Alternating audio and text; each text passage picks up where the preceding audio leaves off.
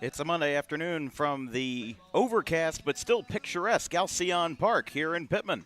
Dan Wilkins Broadcasting presents Tri-County Conference Cross-Division Baseball between the Overbrook Rams and the Pitman Panthers. Good afternoon, everybody. As we said, it's a little bit overcast, but it's still going to be a great day for baseball here in Pitman. Of course, the site of the Diamond Classic. We were just here on Saturday for two games. One was Rancocas Valley in northern Burlington. The other was Egg Harbor in Cherry Hill West. But now that Pitman gets to retake their home field, they're looking to get back into the win column. They've beaten Overbrook the last 4 times that they've met in regular season play, including a 9-0 victory when these two met in Pine Hill last spring.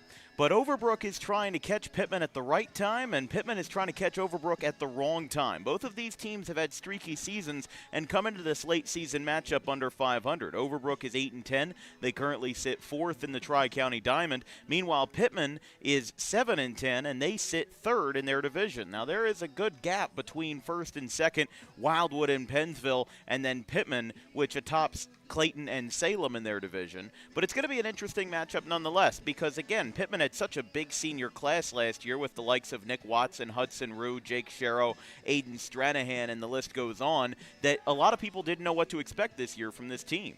But John Hopley still has a lot of hope in his program, and they seem like they're turning the ship right now. They're back in the win column. They've won 3 of their last 4, including a big Group 3 win over Timber Creek on Friday night. But for Overbrook, they've lost their last 4 in a row, and that's including some big opponents that they've faced earlier in this season. They lost to Kingsway, Shalleck, Woodstown, and Paulsboro. Now, 3 of those are Group 1 schools. When you're losing the schools a group down, that usually doesn't help you, but at least they got Kingsway in, which is a Group 4 school, and that looks like that could help them a little bit because right now Pitman is 13th in South Jersey Group 1 power points. They would actually face their division rival in Glassboro, or pardon, their crosstown rival in Glassboro in the first round of the South Jersey Group 1 playoffs. But for Overbrook, they've had good stretches and they've had bad. There was a stretch in mid-April where they won 5 out of 6 games and looked like they were back on the mend. Meanwhile, Pitman, they've had their bad stretches as well. During that same stretch in April, they had a 6-game losing streak, including 2 losses to Wildwood and big losses to Delran, Shalleck, and Pennsville. All very solid teams, don't get us wrong, but we'll see if Pitman can continue on their winning ways. Starters for both sides, Cooper Himes is your starting pitcher for Overbrook. Meanwhile, the sophomore left-hander, one of my most underrated pitchers in South Jersey this year. We highlighted him in the preseason, Kieran Clark. He will get the start for Pitman. Neither of these guys are big strikeout pitchers. They're going to be ones that are going to put the ball in play, and it's going to put the defense to the work because both of these teams have had some issues on the defensive side, a lot of routine errors, a lot of plays that they wish they could have had back. So we'll see how it works out tonight. But we've got Overbrook and Pitman coming up, non-division play in the Tri-County Conference here on this fair weather Monday afternoon. We'll be back in just a moment.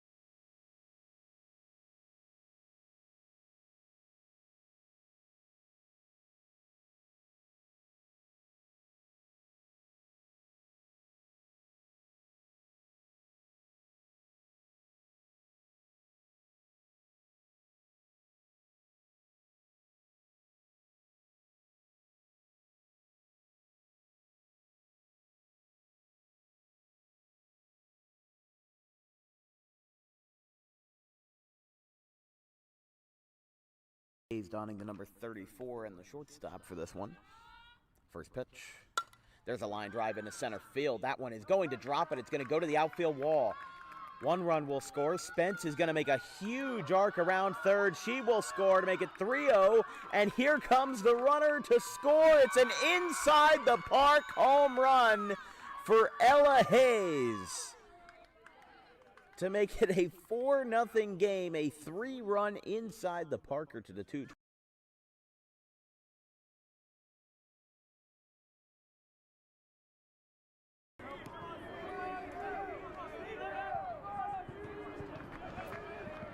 Ryan Nutley, who has 3 RBIs so far, is up on deck as here's a fly ball to center field, going back to the wall. It is gone!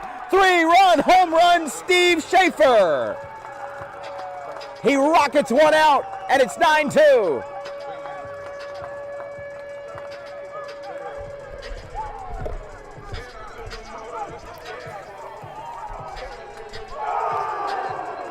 First home run for Schaefer this year, the second hit at home by a Scarlet Raptor.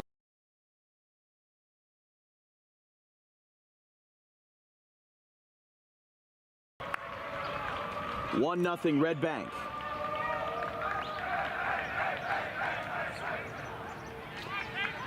Now here is Al D'Elia.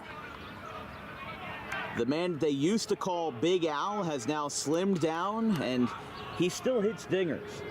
He went viral in 2018 for his catchphrase during the Little League World Series when he was introduced by the ESPN camera crews and was given his standard introduction. He said, "Hi, my name's Big Al, and I hit dingers."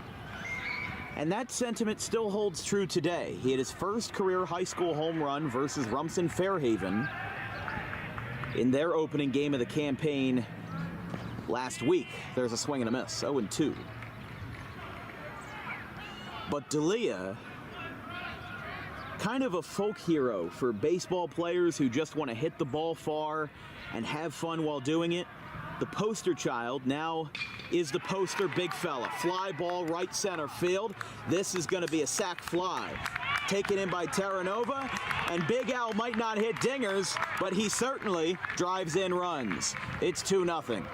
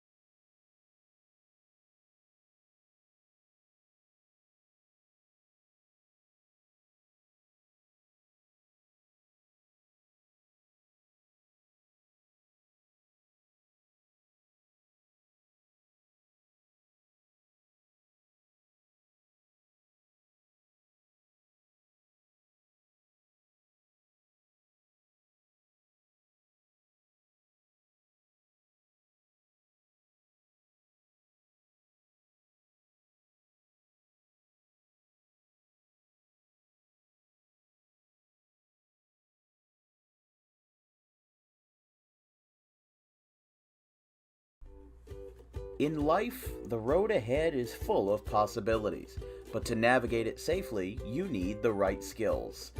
Harper Driving School is the premier driving school serving Gloucester, Salem, and Camden counties. With experienced instructors, many of whom are teachers in local schools, we are dedicated to your success and will help you master the road with confidence. With an over 95% success rate of students passing their road test on their first try, you know your student will be in good hands while embarking on a huge step of their young adult lives, all while avoiding the lines at the DMV and getting insurance discounts. We chose Harper, and so should you.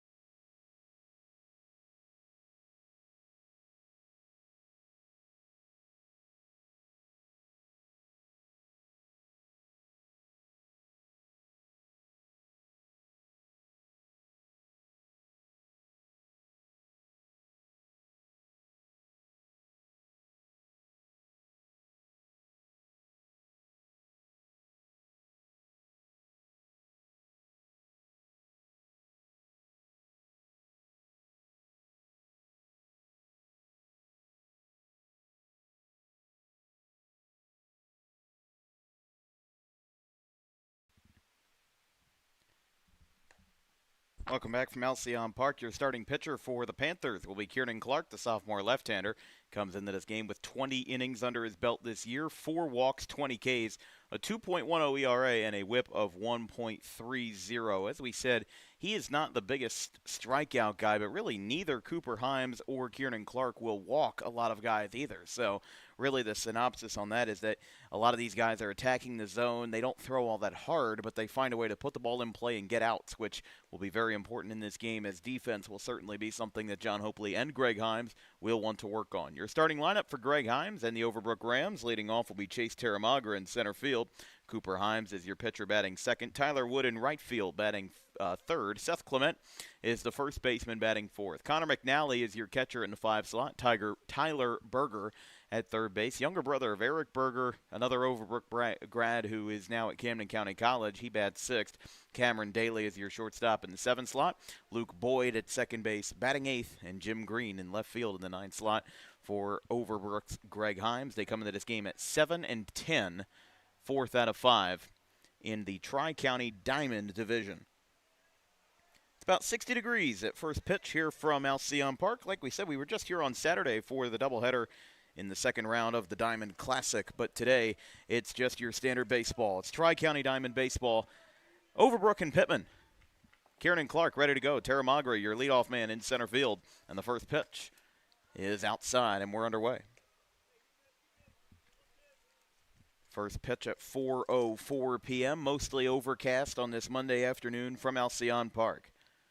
This ball's laced into left field. This could be trouble. It's going to get down. It does drop for a base hit.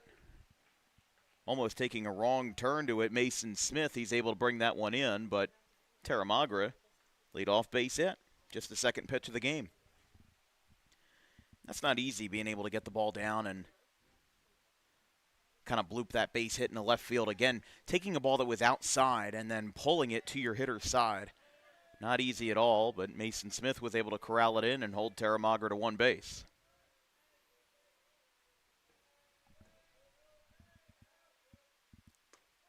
Faking on the bunt there is Cooper Himes. Pulled back, but the strike was called. It's 0-1. For Himes, the senior, does a little bit of everything. He's played in the infield, he's been behind the plate, and he's been on the mound. He bats .407 this year, 24 for 59, 2 home runs. Throw back to first, not in time. 9 walks, 10 stolen bases. He's had double-digit stolen bases in every season he's played at Overbrook, all 4. And he's a .370 career hitter with 47 career stolen bases, 4 career home runs. He's at 91 hits, which he could get to 100 by the end of the year. And now Clark with another throw over to first, not in time.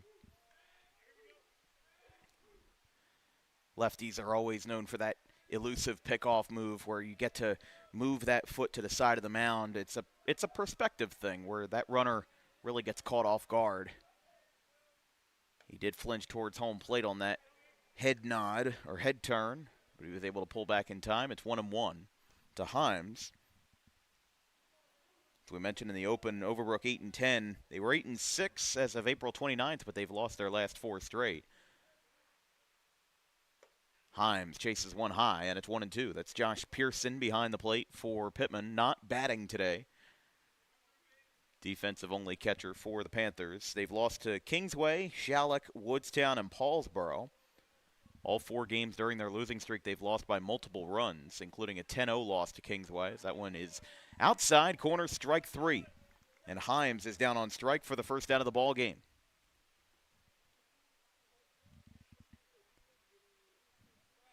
This will send up Tyler Wood. Wood batting .439 as a senior, 18 for 41, 9 RBIs, 5 walks, .537 slugging percentage. He's hit safely in his last 2 games. Went 2 for 3 versus Woodstown on Friday. Another pickoff move to first, on Thursday. And then 2 for 4, 2 RBIs versus Shalleck, that 10-7 loss. He's also been a pitcher this year in some capacity. Well, certainly more than in some capacity, 28 innings for him. Outside. Yeah, I wonder how this home plate umpire is going to handle the outside part of the zone, because that breaking ball by Kieran Clark that barely moved in, it was enough to ring up Cooper Himes. So we'll see if it's A, consistent, and B, whether it's impartial on the outside part of the zone, because that's something that is always difficult to look at as a home plate umpire. As long as you're not standing right over the catcher, sometimes that outside, maybe last few 6 inches, could definitely get in the way. 1 ball, 1 strike. Runner goes. He sails that ball outside and a stolen base with no issue. I think Clark hesitated on that pitch. He saw that Teramagra was motioning to go to second, and he immediately just kind of lost the grip on the baseball, threw that one well outside. I wouldn't have thrown a breaking ball on a pitch where you think he's going to steal anyway. That one's high, 3-1. And just in my own personal realm, I don't think that Clark should be too worried about this base runner right now. Let your defense back it up. Again, he doesn't strike out a whole lot of guys. He's got 20 Ks this year. I can't imagine a world where he's, losing sleep over this runner at second base. You can just move him over and get out of the inning with the next man. And he does walk Wood, so 2 runners on for Overbrook here in the top of the first. And a little bit of traffic trouble here as Seth Clement, the catcher, will bat now in the cleanup spot. 229 hitter, 11 for 48, 13 RBI, 6 hit by pitches. Has only had 1 hit in his last 5 games. That was the one versus Woodstown. Had 1 hit, 1 single, and 1 RBI. As the crowd files in here at Alcyon Park on this Monday afternoon. Strike called. I mention it every time I'm at Alcyon, but there is really something special about this park and about this place. As somebody who lives in Pitman, somebody who's around here a lot, being able to kind of take in the sights and sounds in the morning, and you get people running and jogging all along the concourse. There's plenty of people that are here, and there's folks that stop to watch the game, and they're not even Pitman fans, or they're not even Pitman parents. They're just people that enjoy the park and enjoy the ambience of the place. As this is going to be a double steal. Pearson's going to throw to third, and the ball airmails Snyder in the left field. This is going to score a run. Runner will get to third, and Snyder bobbles it there. So run comes in for Overbrook on a double steal that involved a throwing error by Josh Pearson. And the Rams lead this one 1-0.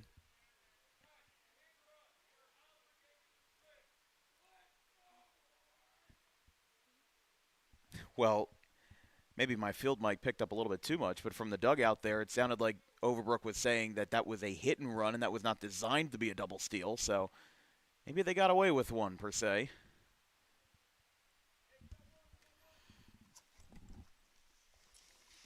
I mean, to be fair, that is the point of a double steal, is that your point is to put the ball in play, move the runners over, or even score the runners. So if you fail to do that, then that doesn't really help your case. 1 ball, 1 strike to Clement, who floats this one in the right field. That'll be a base hit. Second run comes in for Overbrook. It's an RBI single. And Kieran Clark with some trouble in the first inning. He allows 2. Makes it 2-0 Rams. And again, this is very prototypical of Group 1 or Group 2 baseball. You're going to see a lot of jam shots. You're going to see a lot of players make soft contact, not really the kind of contact that you would expect to see. And you're just going to get an offense that's going to cruise and is going to sail. So here is McNally, the sophomore. Popped up on the bunt. Runner went. Clark picks it up. Throw to first is low, but it's scooped. No, the ball got away from Keefe. He was unable to bring it in. The runner holds at first, and the lead runner moved from first to third. So what ended up being a sacrifice bunt attempt turns into another opportunity for Overbrook as McNally gets on, and this is going to bring up Tyler Berger. That was very interesting. I was not expecting that. I think that Clark, one of the hardest things, this sounds so counterintuitive, but one of the hardest things you can do as a pitcher is pick up a ball that's fielded to you, because you really have to change your motion. Pitchers are so used to throwing, oh, this ball's hit well out to left field. This one's going back. It's going to stay in the ballpark. And a nice catch in left field, Mason Smith. This will be a sac fly. Out number 2 and run number 3 as Clement comes in from third base. That makes it 3-0 Overbrook, but a strong play by Mason Smith in left field. And this is going to be the 7th batter of the inning for Overbrook. And it'll be Cameron Daly.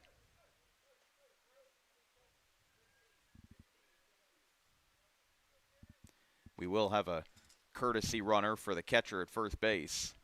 That'll be number 15, Tyler Balducci, the sophomore.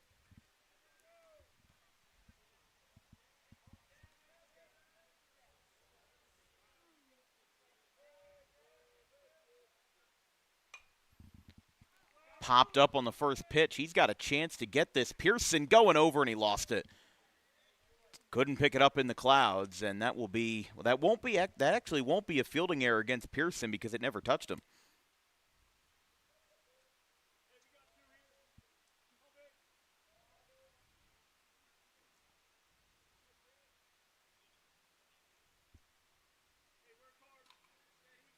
John Hopley with his encouragement from the dugout. A lot of this inning has not been Kieran Clark's fault. But Overbrook's been making soft contact. Pickoff move to first. The runner hesitated, and he got him. He picks off. That is Balducci over at first base. He just hesitated at the wrong time, and the Panthers do get out of the inning, but not before giving up 3 runs. Going to the bottom of the first here in Pitman, 3-0 Rams.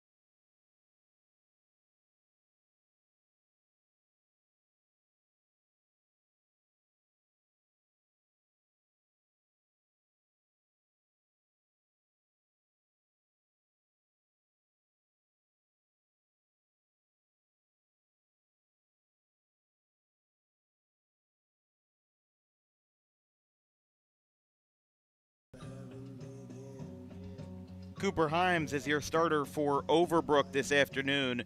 Only 6 2/3 innings for him this year. Has not had too much experience. He comes into this game with a 2.10 ERA. Apologies, he's thrown 20 innings. Don't know where I got that number from, but 6 earned runs, 4 walks, 20 Ks.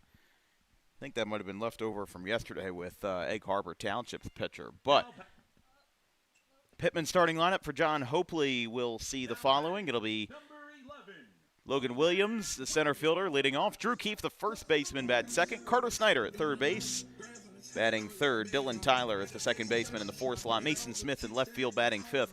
Peyton Miller is your shortstop, batting sixth. Liam Bialy is the DH, batting seventh. Stephen Clifford, the right fielder in the ninth slot. Kieran Clark, the pitcher, bats ninth. Josh Pearson fielding only, not in the lineup. 0-1 was a strike call to Williams to lead off. First time seeing Pitman this year for us. We saw them in not on a broadcast, but in a scrimmage versus Mastery Camden. They won that game, but lost to Mastery Camden in the actual regular season game that they played 12-9. Swing and a miss by Williams. Williams, the junior, batting .320 this year, 16 for 50, 7 RBIs, 10 walks, 10 stolen bases. Has had 5 hits in his last 3 games. That one misses inside, 2-2. Had 3 hits versus Salem, and 2 hits and 4 at-bats, 2 RBIs versus Mastery Camden, as we mentioned in that 12-9 loss. That one's high. 3 balls, 2 strikes. So it'll be Williams and then Keefe. Not committed athletically, but will be headed to the University of Delaware next year. Down in Newark, which has a lot of South Jersey talent, and that one's away. Williams got confused by the count, but that is ball 4, and Drew Keefe will be the batter. Now batting number 2, Drew Keefe. Keefe is somebody who, as many Pitman athletes are, 3-sport athlete, plays boys soccer in the fall, also a member of their swimming team in the winter. 273 average for Keefe, 12 hits, 44 at-bats, 9 extra base hits. Hasn't left the yard yet, but 9 doubles. That pitch missed. It's 1-0. Keefe in his career batting .235. He's been a varsity player all 4 years at Pitman. Only had 16 at-bats as a sophomore in 2024. But again, you can probably mention the absurdly talented 2024 team. Stephen Devaney, the Sharkey brothers, Braden and Connor Sharkey, Hudson Rue, Nick Watson, Jake Sharrow. So many talented players on that team that probably he just didn't have as many opportunities. But he had 55 at-bats in his freshman year. But again, as a Group 1 school, I mean, Pitman is the smallest of the small Group 1 schools. Maybe the only one smaller would be something like a Pennsgrove or a Wildwood, as Keefe fouls it back, 2-1. I mean, for reference, I went to Audubon High School, and my graduating class was 124. I remember John Hopley telling me a few years ago that Pitman's graduating class was under 100 in the 90s. Not in the decade, the 90s. I'm saying the number was in the 90s. Throw over to first is not in time. So just like Kieran Clark did in the top half, Cooper Himes is going to have his fun throwing over to first here in the bottom half. 2 balls, 1 strike to Keefe. Himes delivers from the stretch, swing and a miss, late on the fastball, and it's 2-2. Next in the number 3 spot will be Carter Snyder, the sophomore, but a very young Pitman team. They have 7 sophomores and 3 freshmen listed on the roster as Keefe pops this one up. Oh, how about this for a fake play? Going into center field, it'll be caught by Teramagra. Luckily for Williams, he didn't fall for it. The shortstop did what I've seen many major leaguers do, and he tried to deke the runner by thinking the ball was on the ground. But he got about halfway there, and then he immediately turned course, turned it around. That's the one thing about these trick plays going down to the high school level and even beyond that is you're going to see less and less players fall for it. I was surprised to see that in the first inning of the game as Overbrook tried to turn 2. But the batter is Snyder.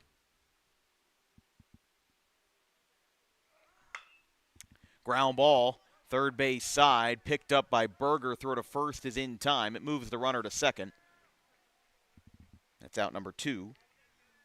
This will bring up the cleanup man for Pitman.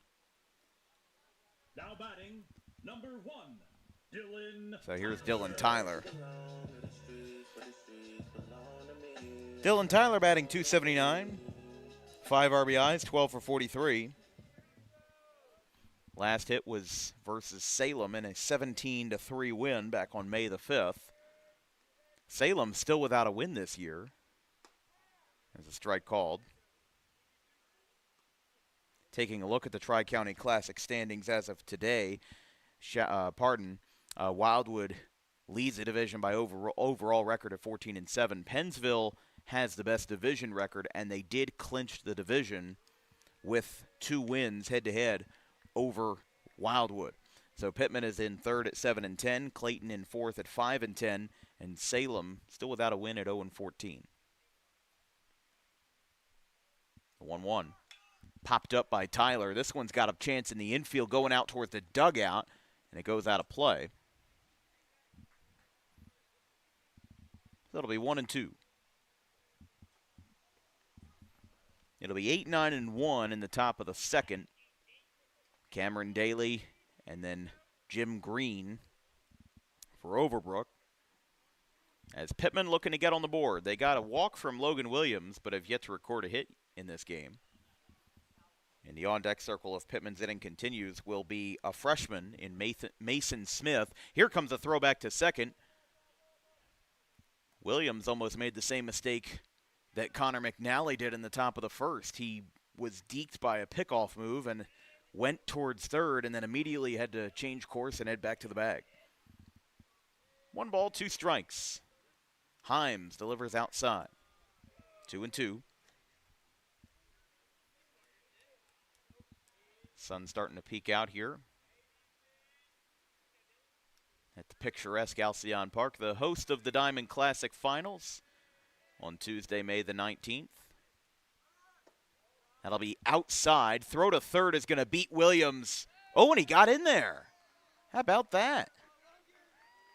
I was really expecting that to be an out call, but Berger's not really fighting it. He must have missed the tag. I think Greg Himes is going to fight it, though. Not really, no. He's just making sure. I really thought that he was going to be out for sure. But it turns out that he was okay. He just had to have either missed the tag or the ball wasn't secure. I'm really not sure. But we've got a 3-2 count to Dylan Tyler. Went fouled back. Still 3-2. With Mason Smith on deck.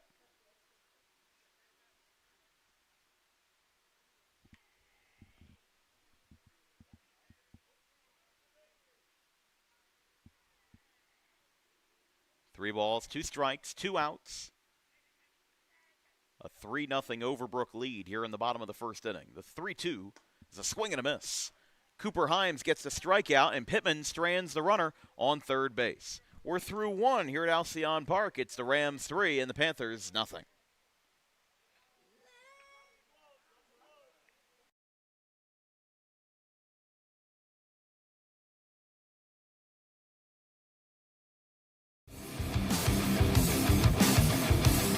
Book Dog Pro Wrestling for your next event or outing for the greatest action that New Jersey Pro Wrestling has to offer.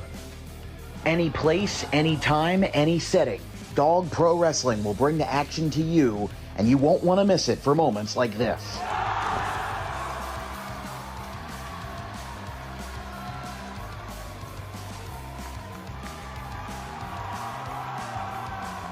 But don't just take it from me. Take it from Max Mundo, the Dog Pro Wrestling ambassador.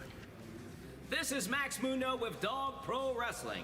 Are you a civic organization, sporting club looking to fundraise? Then look no further to Dog Pro Wrestling. We do grand openings, corporate events, and much more. And why not from some of the wrestling talent themselves? I'm Vinny the Fixer, and I'm the champion of Dog Professional Wrestling. If you want to book the best, come see us. We're the cream of the crop. We'll come to any fundraiser you can think of. Just name the place and we'll show up. This is the upstanding Dylan Mesh, and for the entirety of my professional wrestling career, dog wrestling has been a mainstay for where I like to wrestle. So you can believe me when I say that it is quality. And I'm upstanding. I'm the only opinion you need. Welcome back, top of the second inning. This broadcast is brought to you by the Dangerous Adrenaline Wrestling Gladiators, or Dog Pro Wrestling, New Jersey's premier pro wrestling organization with high-flying events throughout the Garden State. They recently had a spectacular event at Pinelands Regional High School in Little Egg Harbor on May the 2nd. For information on bookings and future events, visit dawgprowrestling.com. First pitch to Cameron Daly, missed up and out. Daly showed bunt, but the ball popped away from Pearson. It's 8-9-1, Daly, Green, and Terramagra in the top of the second for Overbrook. They played at 3 runs on 3 hits. Just, again, a lot of jam shots that got Overbrook in business in the first. And if they can continue that, they can really run Pitman out early if that's how it's going to be.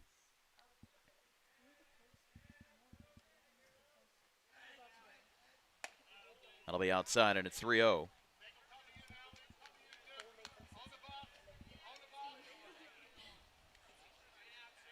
Terramagra singled in the first inning with a base hit to left field, and now the 3-0. It's a strike called. Kieran Clark has been setting up a lot outside, and Pearson's been catching it, but really been only 50-50 over whether he gets those calls. And, of course, it has to be close for him to get the call. He's not going to get anything there. That's ball 4. So a 5-pitch walk to Cameron Daly. And that will bring up the number 9 hitter in Jim Green, the senior, batting .324. Had a record of .636 on his batting average last season, 7 for 11. This year, 12 for 37. 7 stolen bases for him. And he's had 2 hits in his last 4 games. We're back to first, not in time. For just joining us here from Alcyon Park, I'm Dan Wilkins of Dan Wilkins Broadcasting. We've got a 3-0 Overbrook lead. They batted 7 in the first inning. This one also a throw over to first. This is kind of an indicator of this game not exactly running along very quickly. All these pickoff moves. Green drops down a bunt. This one's going to go back to the mound. Clark's got a throw. It's in time. Runner overshot the bag, but he's able to get back in safely. And that's out number 1 as Green bunts out to Clark. That is a successful 1-3 sacrifice. And we'll go back to the top of the order for Chase Teramagra.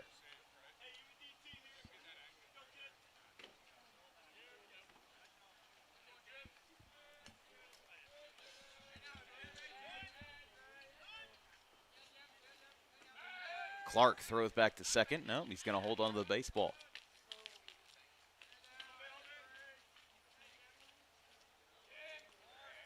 Teramagra dealing with a runner on second base. He singled in his first at bat. Clark, the first pitch, swing and a miss. I think that's something that Clark is going to have to continue to use during this game. He's not really getting Overbrook to chase on the outside half of the plate. Either run it inside or try to get that dropping action like we saw on the changeup. That's what forced the swing and miss. And there's another strike there, 0-2. So a great start to the at-bat for Clark. But what I'll tell you is a lot of very young pitchers, especially those that don't have a lot of experience, they are going to be afraid to throw inside because they either don't want to get a comebacker to them or they don't want to hit the batters. And sometimes you just kind of have to block out the noise and say, yeah, I just have to throw inside and I don't really have to worry about, or I shouldn't worry about, what happens after that. Because that's the best way to throw strikes, is to not be intimidated and to not be scared. Because he's throwing a lot of balls outside expecting that weak contact. And just like that, an example would be 0-2. You know, does that strike get called if Teramagra doesn't swing? Who knows? But what I can tell you is, pardon with Green, what I can tell you is it's not going to be easy for that phenomenon to happen. The 0-2. Breaking ball. Strike 3 called on the outside corner. And we'll go back to the... I was one batter off. I apologize. We will go back to the top of the order for Teramagra. It's because Daly, his at-bat was interrupted.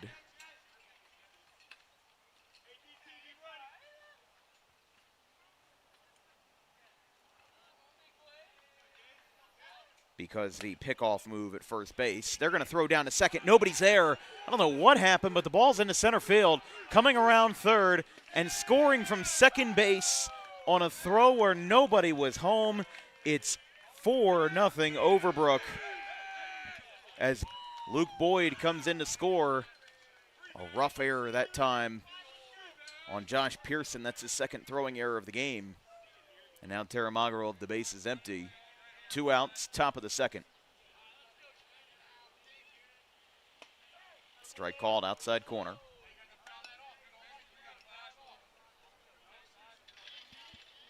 So Green struck out for the second out. Boyd scored on the throwing error. And another strike called. It'll be 5, 6, and 7 for Pitman in the bottom of the second inning.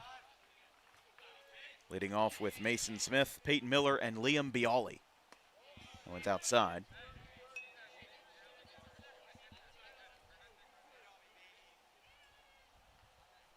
One ball, 2 strikes. Time called at the plate by Teramagra. So 6 batters came up, six batters came up in the first inning. And this is the 4th of inning number 2 as Teramagra chases one out towards first base, diving for it, can't make the play. Very strong effort down the first base line for Drew Keefe to try to make that play, especially in foul territory. A lot of first basemen would have let that go, but Keefe decided to put his body on the line. Couldn't get anything there.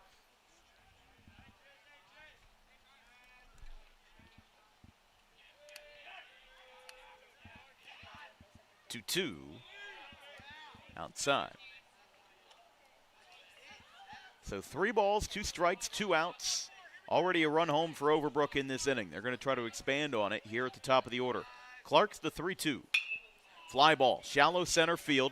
Now having the run in, he'll get under it and he'll make the catch. The inning is over as Logan Williams retires the side. A throwing error over at second base brings in a run, but nothing more. Overbrook leads Pitman 4-0 after an inning and a half.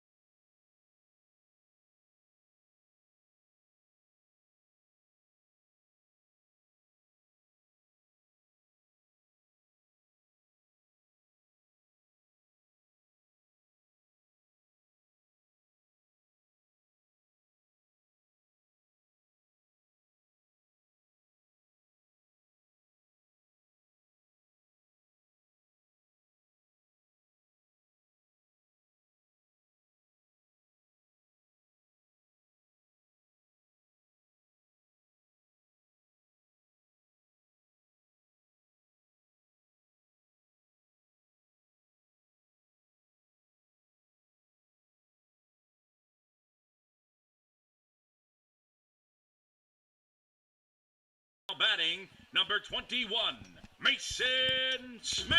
Mason Smith, the leadoff man in the bottom of the second inning. Upside down and inside out. I'm about to show all you folks what it's all about. Now it's time for it to begin. 5, 6, and 7 for Pitman in the bottom of the second inning. Smith foul. Smith, one of 3 freshmen on this Pitman varsity roster. It's him, Brody Yorty, and our good friend Ben Wilden, one of the up-and-comers on the Dan Wilkins Broadcasting crew. As a ground ball out to short, picked up, throw across the diamond is barely in time. Good pick at first by Seth Clement, and that's out number 1. As this will bring up Peyton Miller, the shortstop. Number 4, Peyton Miller.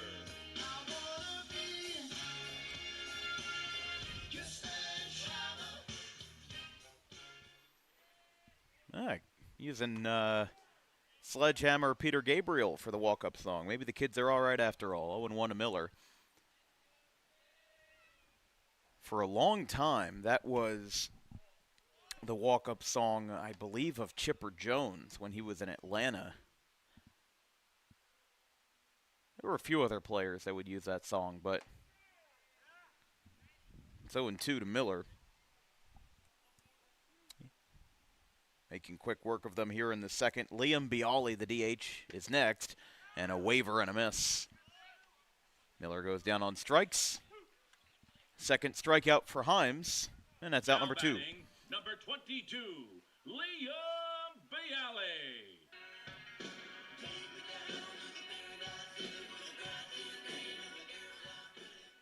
So here is, Bialy. Strike is called. Himes really working this strike zone very efficiently. He could go a very long way today if that zone continues to go his way, getting a lot of called strikes. That time a swing and a miss, and it's 0-2. Could be a very, very quick inning if this is how it's going to be. But no balls, 2 strikes, 2 outs. And a ground ball past Himes over to second base, picked up. The throw to first is in time. So 1-2-3 inning for Cooper Himes here in the second inning, making quick work of the Pitman Panthers as they lead it by 4. Overbrook 4, Pitman 0 after 2 innings.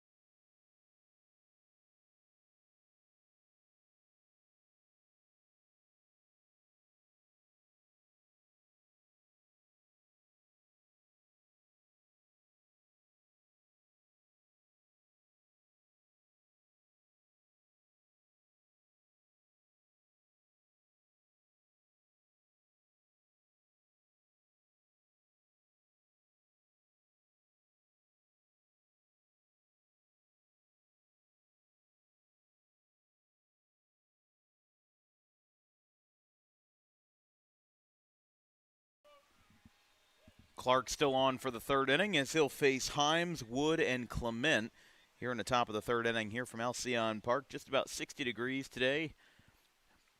Wonderful spring day. It's not too hot, not too cold. I think of the first baseball game we did this year between Maple Shade and Northern Burlington. That was 42 degrees at first pitch, and the real field was 29. I've told the story before, but I actually had to put down my scorecard in the sixth inning of the game because I could no longer move the thumb on my left hand. I literally couldn't pick up my own pen because of how cold it was, and we were there for 3 hours or such as a ground ball, shortstop. So be picked up by Miller, throw across the diamond to first base, stretched by Keefe, he got him. Keefe gets the out on the 6-3, and there's one away. So that'll bring up Tyler Wood.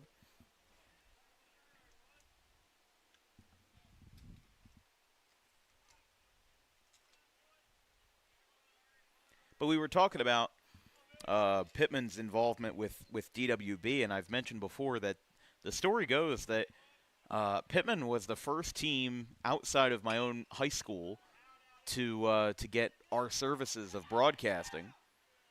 That ball went out of play by Wood. It's 0-1. I remember, for those that are not as familiar with our work, I started out doing baseball for Audubon High School when I was a sophomore in 2022. The pop-up in play to first base. Keefe will have a play, and it just fell out over the basket. He tried grabbing that ball over his shoulders. It'll be a foul ball. Thought he might have had a beat on it, but he ended up bobbling it and dropping it. It's 0-2. So I did those games for a year, and it was very amateur. I mean, I look back at those 2022 broadcasts, and they are not very good. But in the off season, I reached out on social media. I said, hey, does any teams outside of Audubon want our coverage?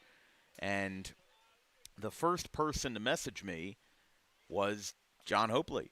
And we did a game.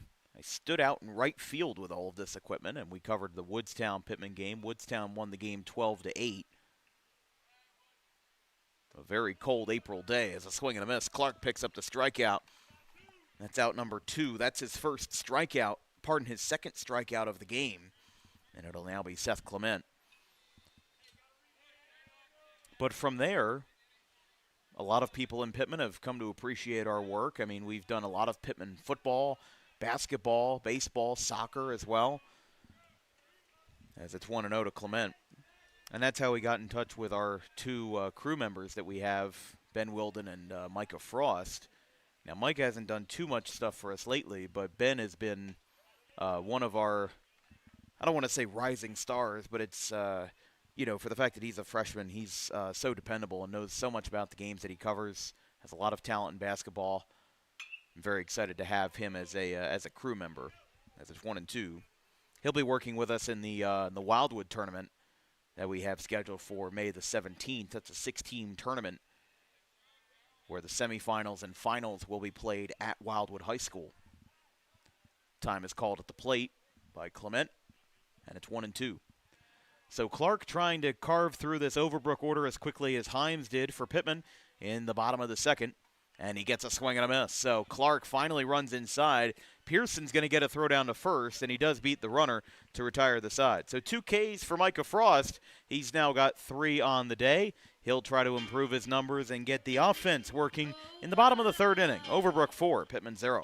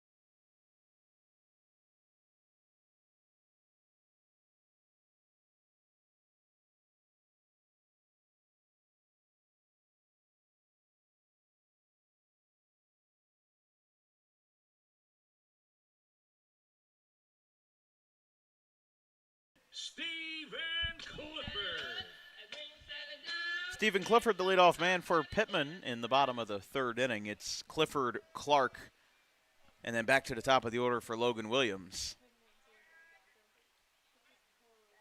Himes, the first pitch, fouled back, 0-1. The schedule for the rest of this week on DWB, we've got nighttime Tri-County Conference softball tomorrow night between Gloucester Catholic and Clearview. Forget the name of the park, but it's in Harrison Township. Clearview hosting that game. I'll be on the call, I believe, with Sam Goldberg for that one, as there's a swing and a miss. It's 0-2. On Wednesday, we'll have more Tri-County Royal baseball. It'll be Kingsway and GCIT from Kingsway Regional High School at 4 o'clock. The 0-2. Clifford on the ground to third base, picked up. Easy play by Berger. Bang, bang play at first. Clifford actually really did that well out of the box, as that was a slow roller, and it was a lot closer than I expected, but it's out number 1. As Pitman still withheld without their first hit. So here's Kieran Clark.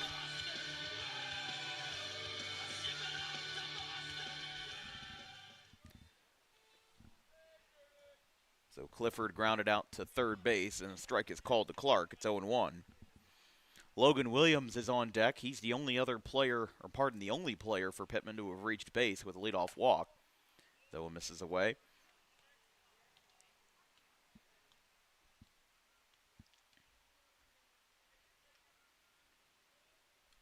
One ball, one strike.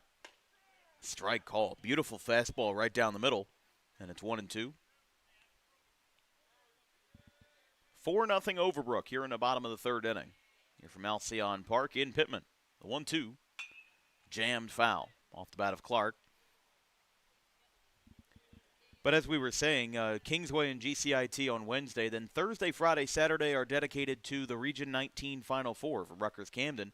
The 4 baseball teams competing in that is Rowan College of South Jersey at Gloucester, Middlesex College, Brookdale, and Camden County College. Camden as the number 6 seed, the lowest seed to get into the Final Four. It's a double elimination tournament, which starts on Thursday at 12 noon. There's a ground ball by Clark. Tough play at third.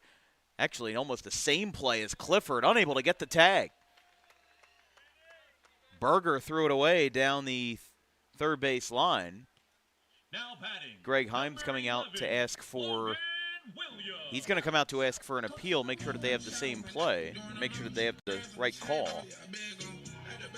If it stands, it's going to put a runner on first, but I doubt it will be a base hit, because I would very much call that an error on Tyler Berger. He threw the ball wide and was very much an ordinary effort play. They will say that he's safe, so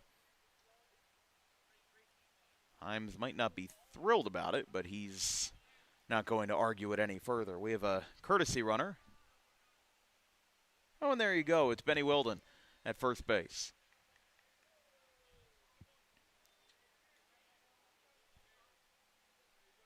So we'll go back to the top of the order for Logan Williams.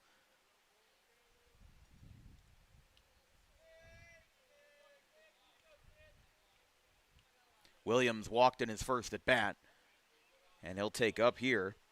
The problem is Himes has been very well controlling the strike zone this afternoon so far. He hasn't really given Pitman an opportunity to have at-bats like that, but now he's at 2-0 to Williams again. Williams and then Drew Keefe. As we mentioned, Williams has drawn 10 walks going into this game and has also stolen 10 bases. Throw back to first, not in time. And closing out our coverage of this week on Sunday, we'll have 3 games from Maxwell Field in Wildwood, the semifinals and the finals of the Wildwood tournament. We'll tell you the 6 teams competing in it. It's Wildwood, Wildwood Catholic, Middle Township, Lower Cape May, and Cape May Tech, and then Camden Tech. So they had all 5 teams in Cape May County, and then Camden Tech coming over from Sicklerville. This ball floated into right center field. This is going to split the gap. Good hit off the bat of Williams. It gets picked up, bobbled by Green and right. Going to third will be Wilden. He'll get in there. That's going to be a double for Logan Williams, the first hit of the game for Pitman. That puts runners in scoring position here for the Panthers, setting up Drew Keefe. Number 2, Drew Keefe. And even though it doesn't score any runs, that's still a big hit. I mean, you're not going to see a lot of home runs in this game. You know, it's not like I forget what game we had earlier this year that had 4 home runs in it. You know what? It was Eastern and Bishop Eustace. You're going to see a lot of home runs in that game. In this game, in this Group 1 versus Group 2 battle, it's really going to come around to how do you hit the ball fundamentally and how do you play the game in the old school way. That's really how Group 1 baseball is. With these very small teams and very small programs, you really just have to deal with what you have. But a strike was called to Keefe. He flew out to center field in his first at bat. As Himes, the 0-1, swing and a miss. Ball got behind the catcher, but he's able to reel it in, and it's 0-2.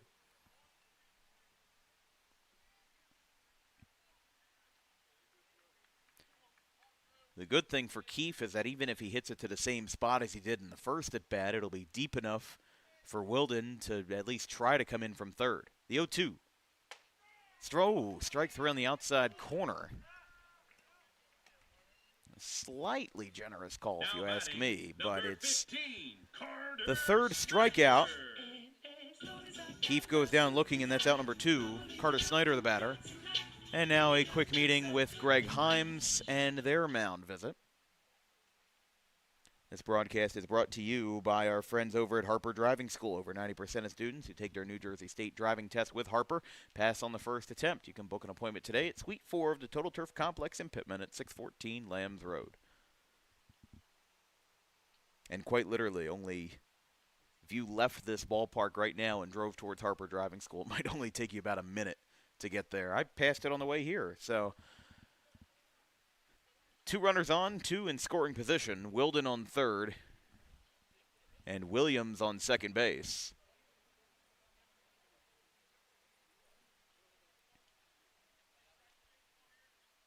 With 2 outs for Carter Snyder.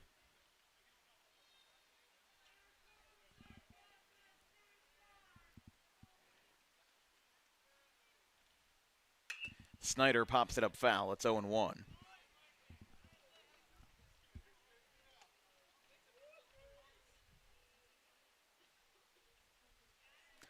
Snyder, a multi-sport athlete for Pitman. Also a member of the boys basketball team and the football team for Pitman, as that one's low. They just hired a new football coach. I forget his name, but a former assistant from St. Augustine. Although he did not record any countable stats on his box score for football, as that one's low. And also, for boys basketball, only appeared in one game. So, still a multi-sport athlete, though. Still participates on those teams. And like we said, that's very commonplace for Pitman. You see a lot of players that are very much encouraged to play for as many teams as possible. But Snyder grounds it to short. Throw to first is in time. And a big break for Overbrook as the Panthers leave 2 runners on, and they're unable to bring home a run as Snyder grounds out to short. We're through 3 here at Alcyon Park. It's Overbrook 4, Pitman 0.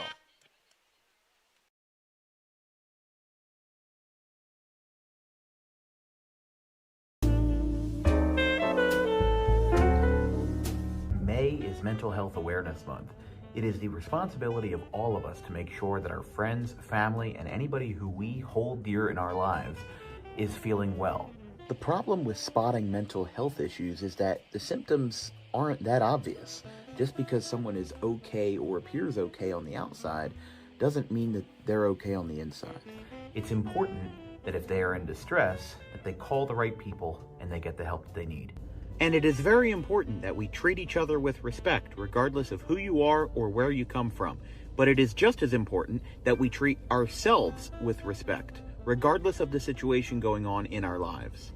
If you're in distress, you can call this number, 988, or you can visit any of these websites if you're not in distress, but would like to learn more information about mental health awareness and research.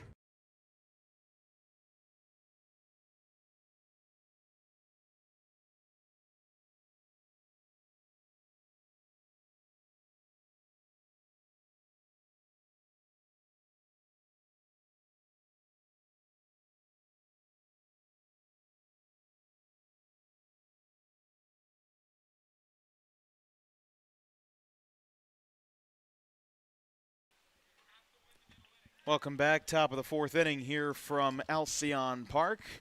4-0 Overbrook. It's McNally, Berger, and Daly. 5, 6, and 7 for Overbrook in the top of the 4th inning. Overbrook scored 3 runs in the first inning, 1 in the second. Did not come across with any in the third. Outside from Clark. Nobody warming up in the Pitman bullpen either, so we'll have to see if Clark has a little bit more gas left in him or if John Hopley is just playing the long game here. Pitman did leave 2 runners in scoring position in the bottom of the 3rd inning. Got a double from Logan Williams and a walk from the man before him in Steve Clifford, from Kieran Clark. The pitcher walked. Clark the 2-0, swing and a miss. 2-1.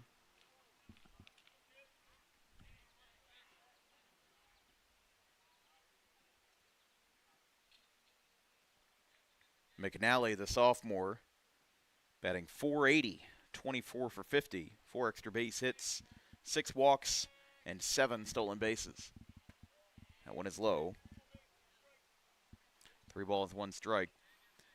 I'm not too worried about Clark commanding the strike zone or not really commanding the strike zone. I really think that he just has to throw inside a little bit more. I think about 70% of the balls that he's missing outside, which usually means that, that could mean your arm slot's in a weird position, but it doesn't really look that bad because it's very traditional for that left hand to be where it is, maybe at that 3/4 angle, but he does give up the walk to McNally, and it'll be Tyler Berger. Had a sacrifice fly in the first inning. Capped off that 3-run first inning bout for Overbrook with the sac fly. There were 3 hits in the first inning. And Berger with his fly out to left. It could have been extra bases, but Mason Smith took it away with a nice grab. Had to make a very difficult catch out there. And even though it scored a run, it probably saved a few more, with that being the end of Overbrook's reign in the first. But they still lead in this game 4-0. As Clark looks back over at first. Kicks and delivers. Up and out. And again, you're going to see a lot of those very tough, very close calls here from behind home plate tonight. The strike zone hasn't been entirely favorable to that outside, but it's part of the reason why Clark throws over there, because you notice the strikes. The catcher notices the strikes, and when Pearson and Clark are talking in the dugout, if they're talking about anything at all, they're probably talking about, hey, this home plate umpire's calling a decent amount of strikes outside. Let's try to get that in our favor, especially because they're calling a lot of strikes on the outside corner against Pitman. So, you know, the job of the pitcher and catcher is to be a 1- and 2-man battery, something that you can rely on, something that you can trust, and something that really the entire team can benefit from. So if Clark and Pearson are on a good page and are on the same page and are on, you know, good spirits and everything, that's going to affect all other 7 members of the diamond for Pitman. But he's got a 3-0 count. And he gets a strike call, maybe a gimme call in the 3-0. And it's 3 balls, 1 strike. Berger and then Daly. Clark looks over to first. That was close to a balk. I'm glad that he moved his foot over to the side, because it does matter where you plant that foot, especially as a lefty. That ends up getting them a lot. 3-1 does miss outside, so no gimme that time. And 2 walks here in the top of the 4th inning, and now John Hopley will ask to come out and talk to Clark.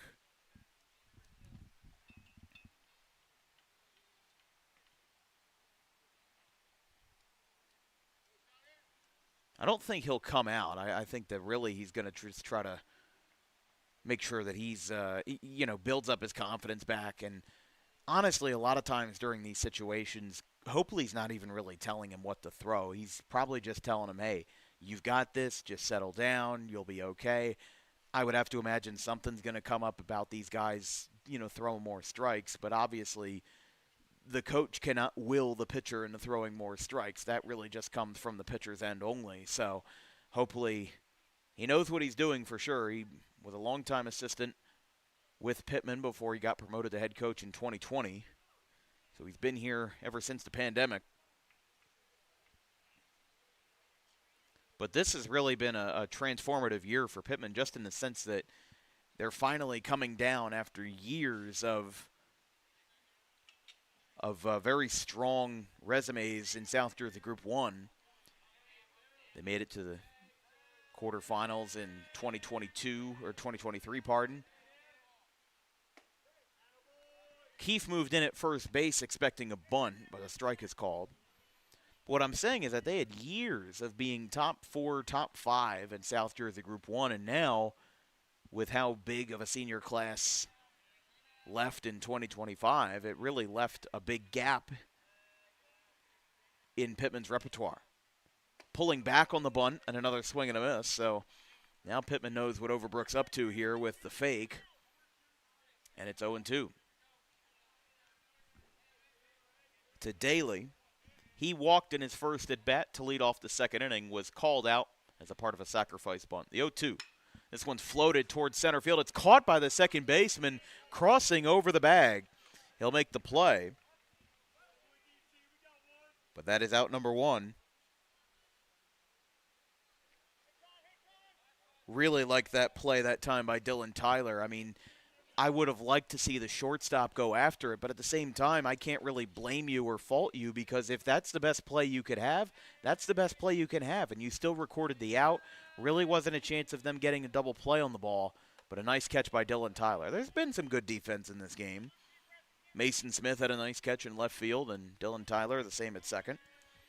But that was more fundamental, if anything, the fact that he was able to make the play while crossing over, because it was just a straight shot right up the middle. That's a big swing and a miss that time. Swinging out of the box for Luke Boyd. 1 ball, 1 strike. 2 runners on, 1 away for Overbrook as they try to extend this lead. Boyd gets jammed. It's caught at first. No, it is trapped. He'll throw to second. I don't think Keefe, did he make the catch? So, yes, he did not make the catch. It'll be out number 2. That's a very tough play.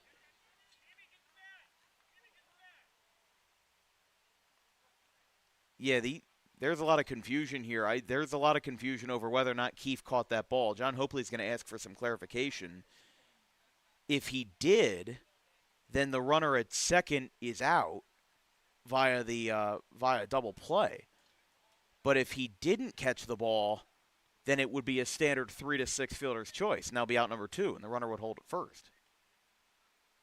So now Greg Himes is coming out, and unfortunately for the umpires, they're sandwiched between both coaches. Now Greg Himes, they're going to overturn the call. They're going to call it a double play. Pitman's pulling their guys off the field, and Greg Himes is having some words with the umpire. He's not happy about that at all. I think that Keefe caught that ball, but I think that he's not happy that it was overturned because it was very close no matter what. So it was a very tough play, and it ends up being out number 3 of the inning. A double play, Greg Himes goes back to the dugout, and Pitman gets out of the jam with a 3 to 6 double play. Going to the bottom of the 4th, 4-0 Overbrook.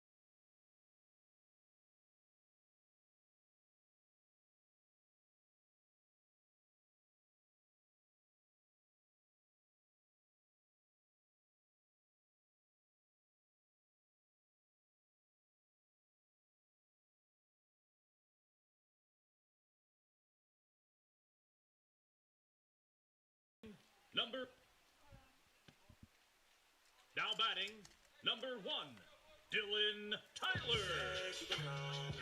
Dylan Tyler leads us off. Sun peeking out here in the bottom of the 4th inning. Overbrook leads 4-0. A controversial double play at first base. I wish I'd saved the replay for it, but my replay system is down today as Tyler flies this one shallow left field down the line, and it drops. I couldn't tell over by the fence, but that was dropped at shortstop. The shortstop came over and tried to make the play.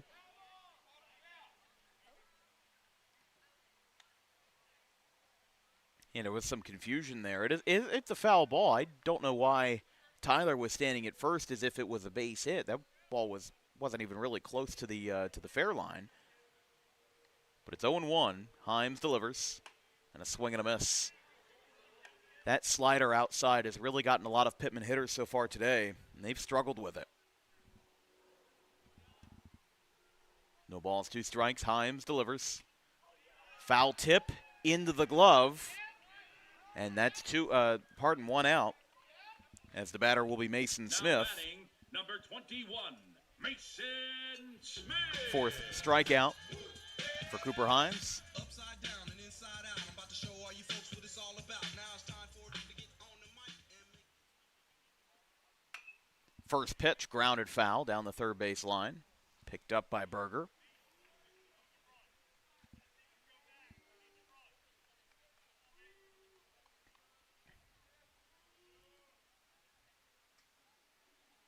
Overbrook, after today, has 5 regular season games remaining. They'll host Haddon Heights on Wednesday at 4 o'clock.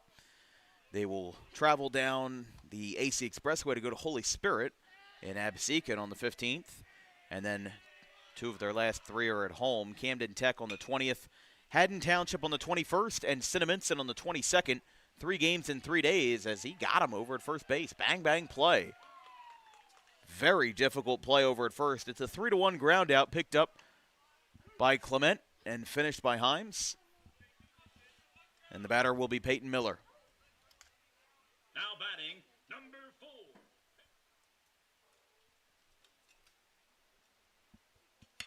And another first pitch ground ball. Third base, tough play. Berger comes in on the run, a split, and the ball comes out at first base. So he is safe.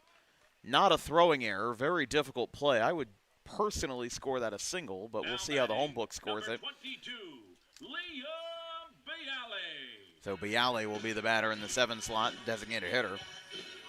Would like to see Pitman try to put the ball on the pull side a little bit more. A lot of these batters have been rolling over and initiating a lot of weak contact. The best swing that we saw all day was definitely Logan Williams with that double in the 3rd inning. I thought that was probably the best swing we've seen so far. As the first pitch with 2 outs. That one missed, 1-0.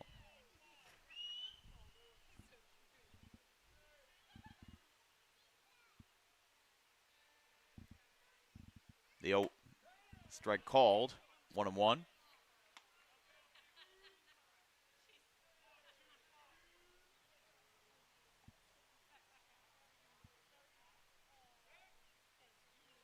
Throw back to first, not in time. 4-0 Overbrook here in the bottom of the 4th inning from Alcyon Park. We'll be here plenty of times for the Summer League, the Tri-County Summer League. The Pitman bad guys will be down here again.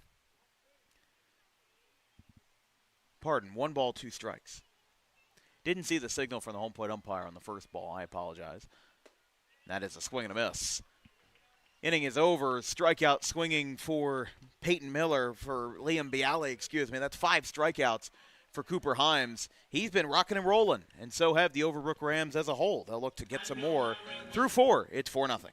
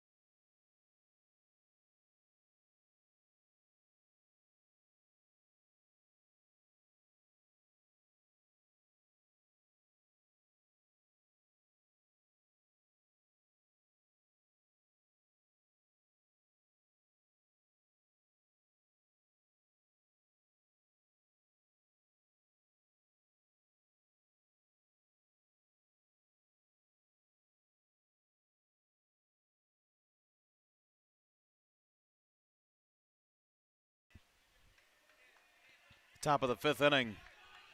Oh, the luscious green grass on this Alcyon Park field. Now that the sun is out, it was overcast when we got here.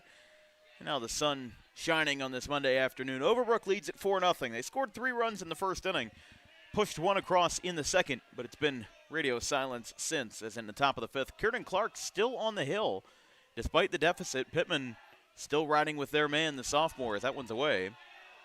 It's 1-0 to lead off versus Jim Green. 9-1-2 for the Rams. Green, Terramagra, and Himes. A bunt pushed up the line. It's out of play, and it's 1-1. For Pitman after today, after this game, if they lose, they'll fall to 7-11. They'll have 4 games left and 2 home games. They'll have a back-to-back. They host Paulsboro tomorrow on the 12th. Paulsboro hasn't had the best of luck this year. They're 4-13. 2 balls, 1 strike. They'll be on the road at Clayton for their last Tri-County Classic game of the year on Wednesday. So this is the first of 3 games in 3 days. And then Tuesday the 19th versus Woodstown. And Thursday the 21st, that's their last home game of the year versus Camden Charter.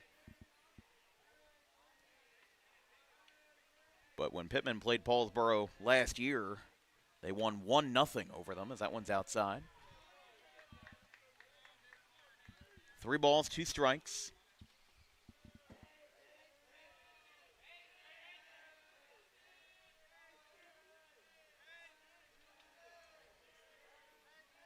Clark, the 3-2.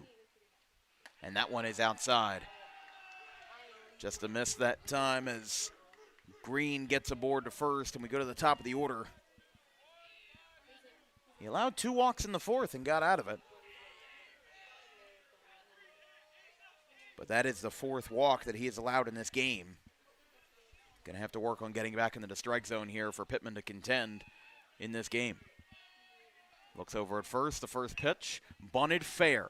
Teramagra might be able to beat this out. Clark on the hop step throw, gets away, goes down the right field line. Teramagra to second, green light from Himes at third. The ball is stuck in the dirt, the throw to the plate is up the line, he's safe, and Teramagra gets all the way to third base. Jim Green comes around 270 feet around the way to score. He was on first base. Teramagra bunted, and it's 3 bases later, 5-0 Overbrook. Wow. So that will be scored as an I think that was, went back to Clark, so it's an E1. A 3-base error. Brings around Teramagra to third. It is the 4th error that Pitman has had in the field today. As that one missed, and this Overbrook team, they've been yearning to win. As we said, they've lost 4 straight, so they are really insistent on getting back in the win column today after some of the games that they had lost. Time is called at the plate.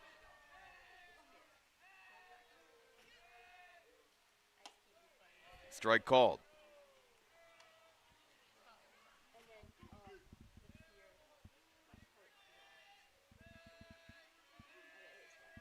One. This ball's hit well in the left center field off the bat of Cooper Himes. Going back, Williams. It is gone. Cooper Himes, 2-run home run. Out to the left center field gap. And the Rams push this one to a 7-0 lead. 3rd home run of the year for Cooper Himes. And his first away from home. 3 runs across in the inning, still nobody out. And the Rams lead this one 7-0. That's just a good swing. A very good swing by Cooper Himes. What a way to help your own cause. 2 hits, 2 RBIs in addition to his performance on the mound. This is the Cooper Himes show, and we're living in it right now as it's 7-0 Overbrook. Clark, first pitch. Looped over the shortstop's head into left center field. That's a base hit for Wood. And the pouring on continues here. 4 batters, 4 base runners, and 2 hits. And now John Hopley's going to come out. He didn't have anybody warm up, so we'll have to see if maybe he's going to bring in a position player from the field. Of course, quite common in the Group 1 level. Well, we'll see if Hopley decides to take him out. I mean, I'd have to imagine he sees the writing on the wall. But you have to also think his hands are tied because this is not going to be his best situation to get into, as they are going to send out a right-hander to warm up in the bullpen, but for now we will have a pitching change. It will be number 4, Peyton Miller, coming in to pitch, and out in the bullpen in right field. Can't tell who that is that's warming up down there. That'll be number 6, Braden Geary. So we'll have a pitching change. Peyton Miller in for the Panthers. Geary warming up down the right field line. We'll be back with nobody out. 7-0 Overbrook here in the top of the 5th.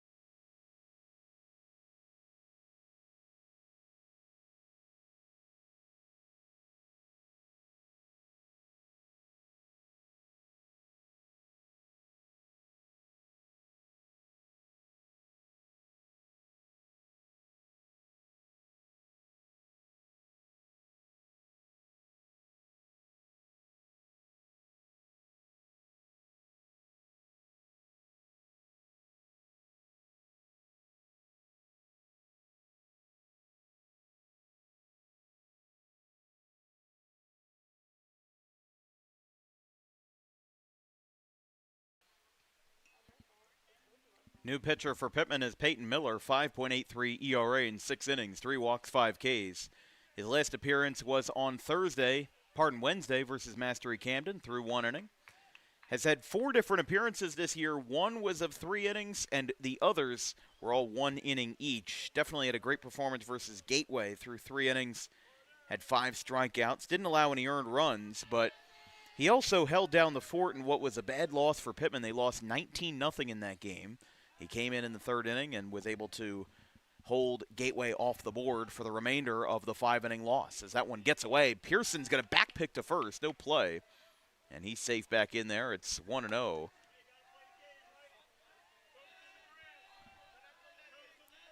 As Clement, the batter.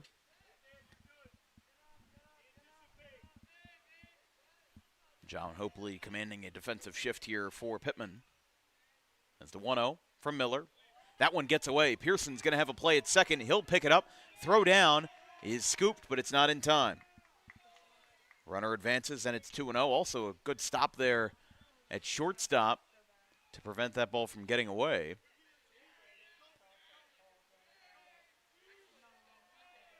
So Geary warming up down the right field line in the bullpen. Now Miller being the shortstop, they made another change. See what they put in there over at shortstop. Another bunt misses away.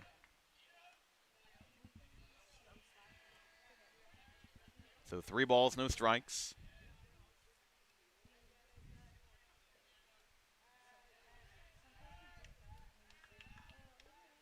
Ball gets away. Ball 4. Runner will get to third.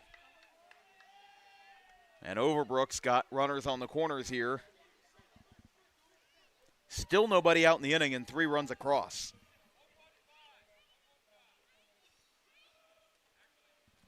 So here is McNally now.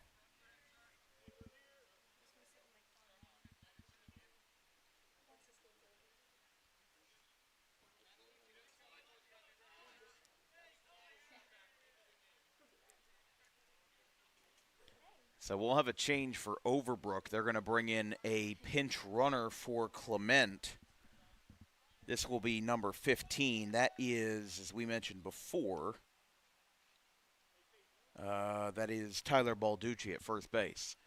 Now, the reason why Greg Himes had to discuss with the home plate umpire is because Clement is not a pitcher or a catcher. Pitchers and catchers can be courtesy ran for as many times as you'd like, but when you're not a pitcher or catcher, you have to have the, you have to declare with the home plate umpire.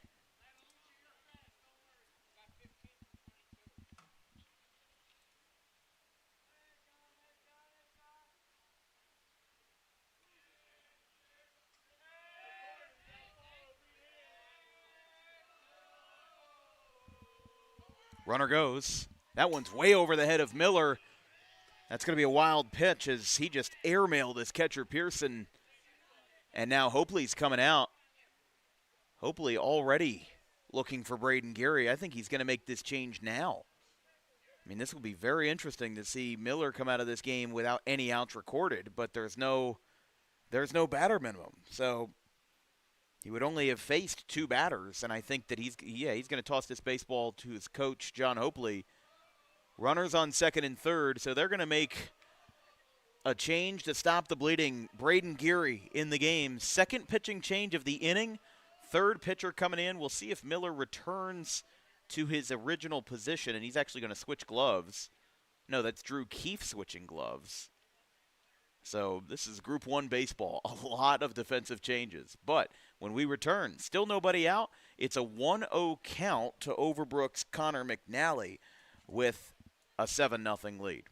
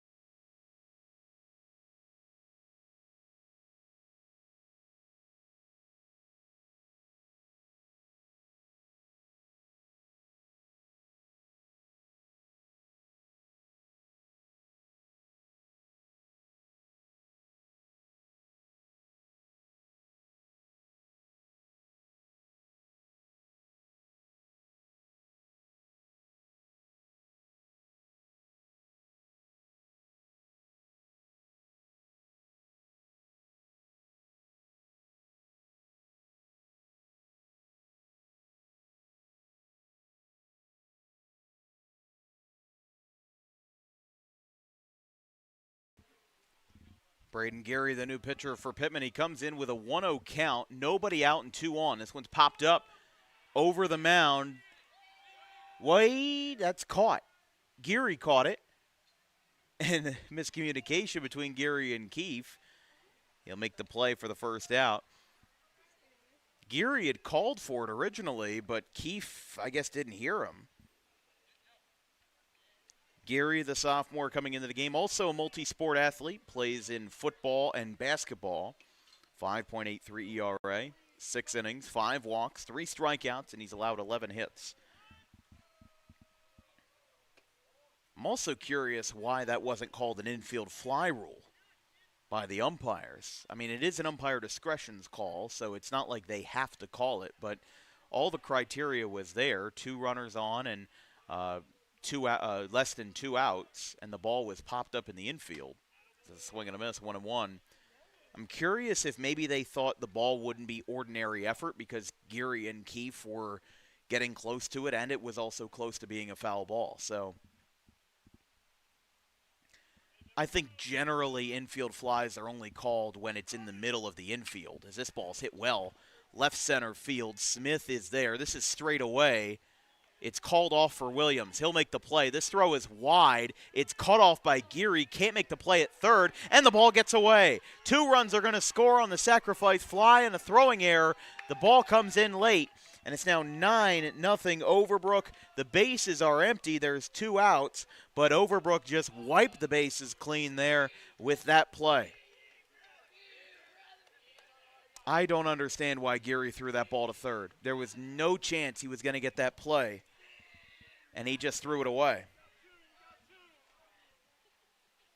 That's one of those plays where I try not to be too harsh, but for sure that was a head scratcher by Braden Geary. As that one misses high, it's 1-0.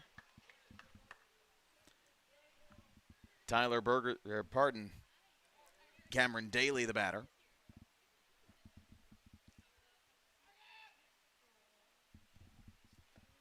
Showing bunt, pulls back, and it's 2-0.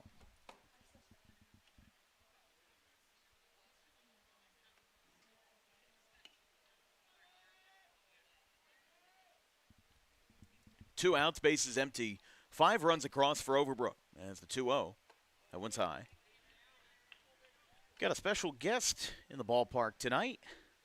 It's Elijah Crispin down there. Just wrapped up a year at the Perkiomen School in Pennsylvania. He's talking to Pittman's athletic trainer. So 3-0 is outside. That'll be ball 4 to Cameron Daly. And he's wearing his Penn State shirt because if you're unaware, well, his dad was an assistant at Penn State, just picked up the head coaching job at Air Force. He brought Rowan's head coach, Eric Brennan, over with him.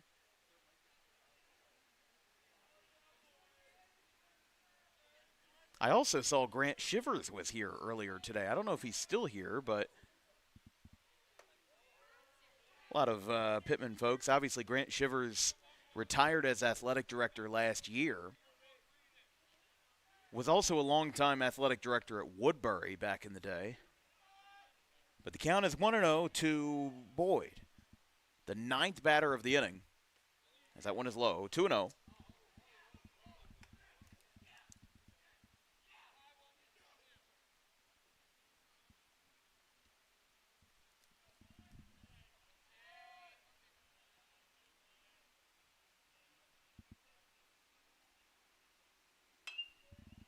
This one's popped up. Calling for it is Miller at short. He'll make the play, and the inning is over. So 5 runs across for Overbrook, and it's not the cleanest night for Pitman. But if they can get the bats going, we'll see if it'll change. 9-0 Overbrook going to the bottom of the 5th inning here at Alcyon Park.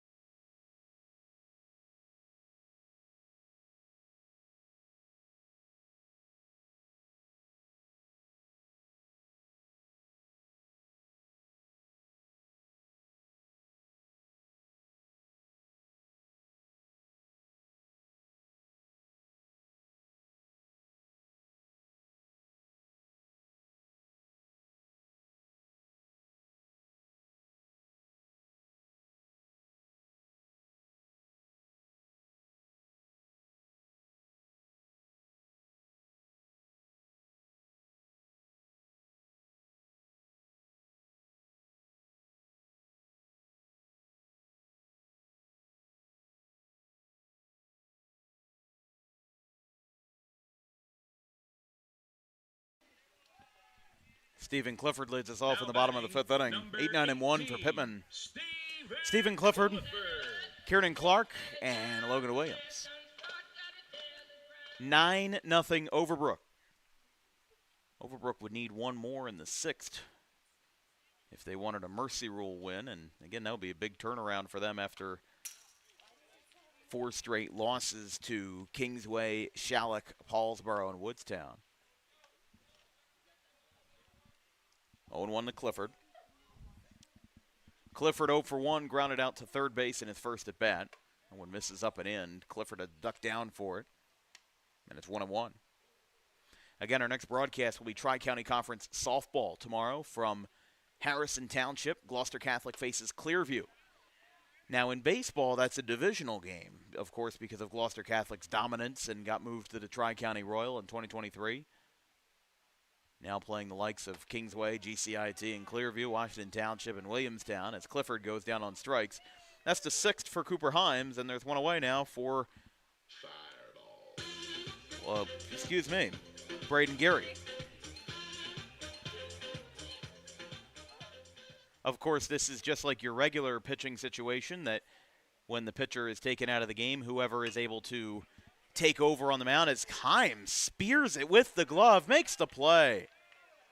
Strong play. A 1-3 ground out, and Geary is retired for out number 2.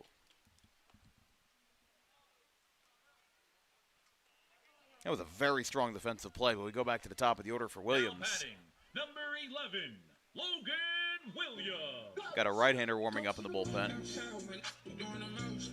That is Wilden.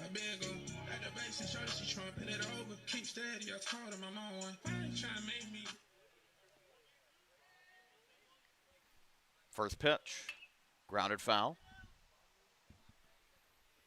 And Wednesday, we'll go back to baseball with the Tri-County Royal Division with Kingsway and GCIT. So we'll be in this area in Gloucester County for the next few days before going up to Rutgers-Camden for the Region 19 tournament. We said the 4 teams in that tournament are Rowan College of Gloucester, Middlesex College, Camden County College, and Brookdale Community College, the Jersey Blues. The first game of the day will be RCSJ, and Middlesex at 12 noon. 3 o'clock will be Camden and Brookdale. And then game 3, which will be at 6 o'clock, will be the losers bracket, which is whoever lost the first game and whoever lost the second game. So we talk about win or go home. Well, in this case, it's win and go home. If you get to win a game, you get to go home, and you clinch yourself a spot to play in day 2. But whoever loses both games on day 1 is out of the tournament. There's a ground ball, third base side. Picked up by Berger. Throw across the diamond. A little bit wide. He barely able to keep his foot on the bag, and the inning is over. So Cooper Himes, 5 scoreless innings. He has only allowed 1 hit, and he has struck out 6 batters for Pitman. We go to the 6th, 9-0 Overbrook.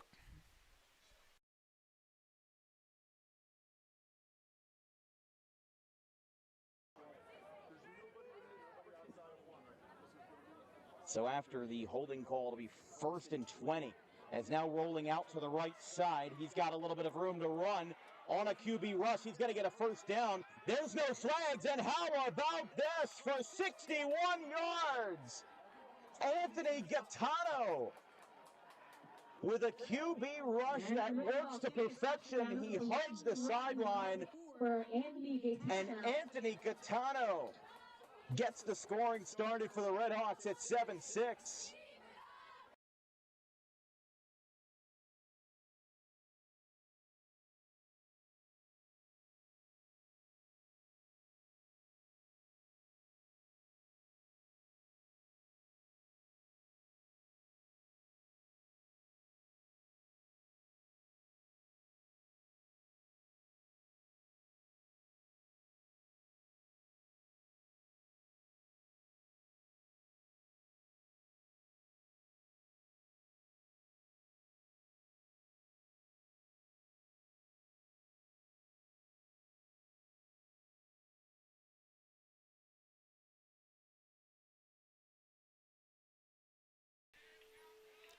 Top of the 6th inning, 9 batters came up for Overbrook in the top of the 5th inning. They scored 5 runs, highlighted by a 2-run home run by Cooper Himes. The batter in the top of the 6th will lead off with Jim Green.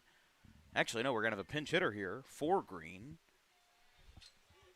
with the right fielder. So the new batter, apologies for being a little bit behind the ball here, Joseph Calderon, the junior. He will still face Geary in the top of the 6th inning. We saw Wilden warming up in the bullpen down the right field line. That will be a nice moment to see Ben Wilden pitch if we get the opportunity for the brand that he contributes to. It's a strike call. I mean, earlier in the year, Micah Frost almost scored a goal in the game that we were covering, and then he did a football game for us the next week.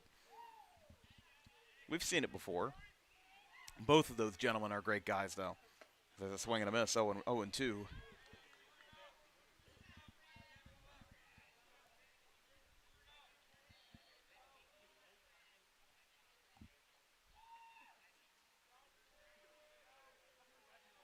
No balls, 2 strikes, nobody out. Inside Calderon. Calderon, the junior. Again, pinch hitting for Jim Green. Batting .286, 2 for 7. 1 single, 1 double, 4 walks. Grounded, third base side. It'll go out of play.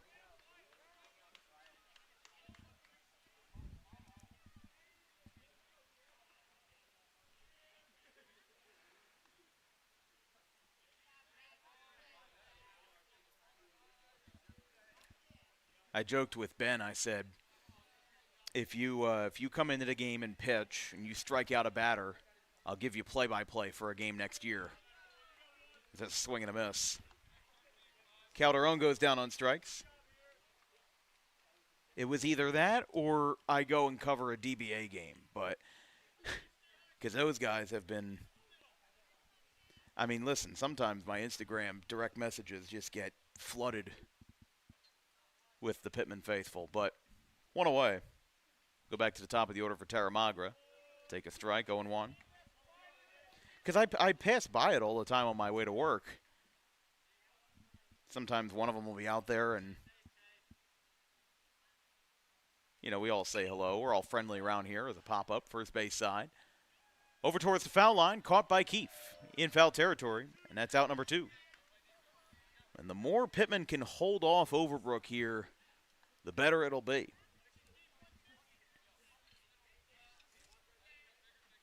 As we now go to Himes. He homered in his last at-bat in the 5th inning. Had a deep shot to left center field. Geary with a strikeout in relief. This one misses away, 1-0. Pitman with only 1 hit. Logan Williams hit a double to right center field in the 4th inning.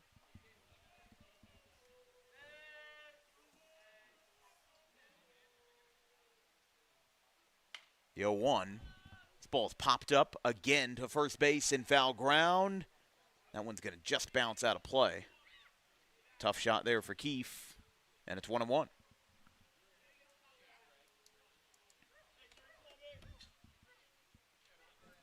Yeah, Himes had a big swing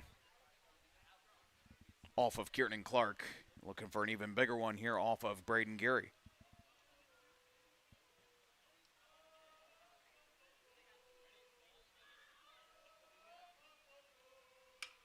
Popped up, first base side, a 3rd straight pop-up, this time for Clifford. He'll make the play down the right field line. Stephen Clifford makes a nice catch, extending with the glove, and the inning is over. We go to the bottom of the 6th. Pitman looking for some runs, and a lot of runs. It's 9-0.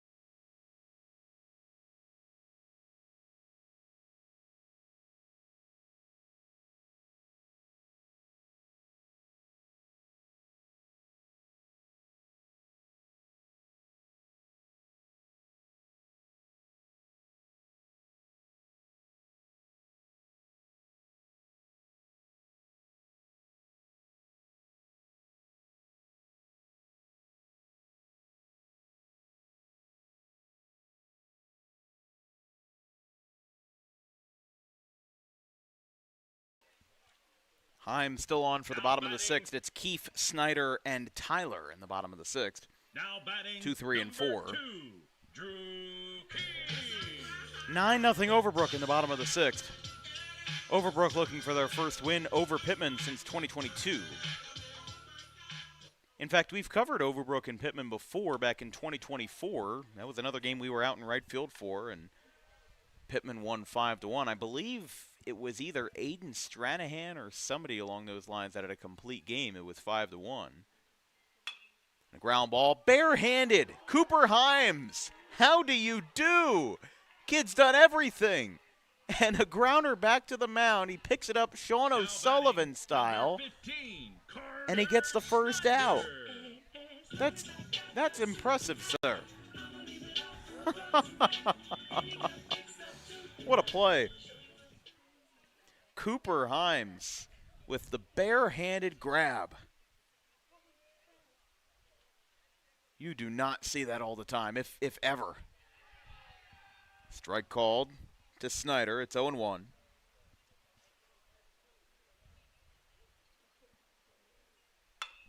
This ball's grounded out to third, hugging the line. Berger, it's a fair ball. The throw is wide.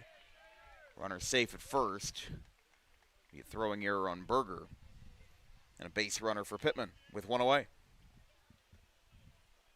Now batting, number 1, Dylan Tyler. So here's Dylan Tyler.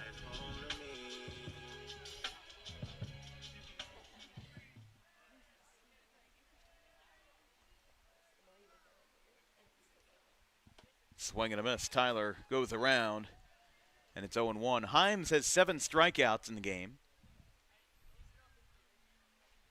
And he's had a good offensive cushion all night, including one that he helped of his own cause, the 2-run home run. As this one's lined out towards second base, this could be 2-1, not in time. 4-6 fielder's choice. Replaces the runner at second, and there's 2 away. This will bring up the number 5 batter, Mason Smith. Now batting, number 21, Mason Smith. He's 0 for 2, 2 groundouts. 6-3 in the second, and 3-1 in the fourth.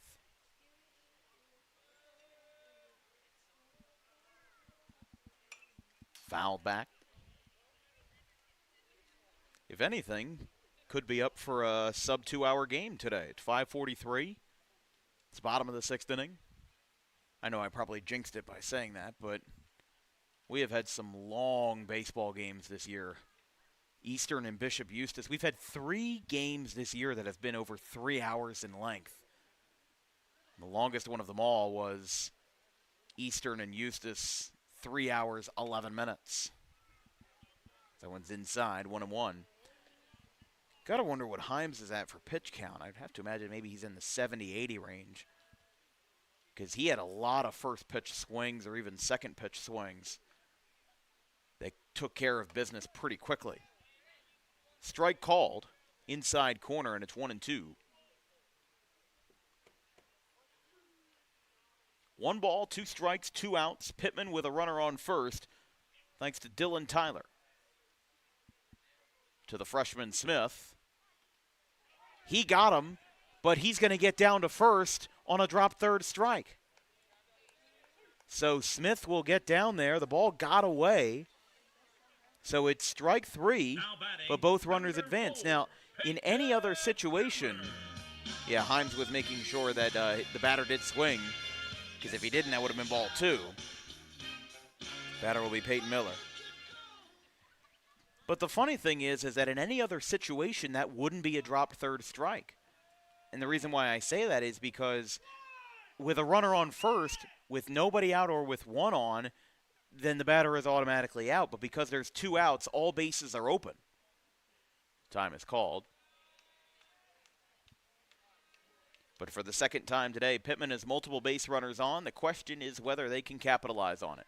There's a ground ball. Third base side. Berger's got it. He's going to go to the lead bag, and he gets the force out. So the answer is no. Pitman was not able to capitalize on it as they've left another runner on. They leave 2 on here in the bottom of the 6th inning. Last frame for Overbrook in the top of the 7th. It's 9-0.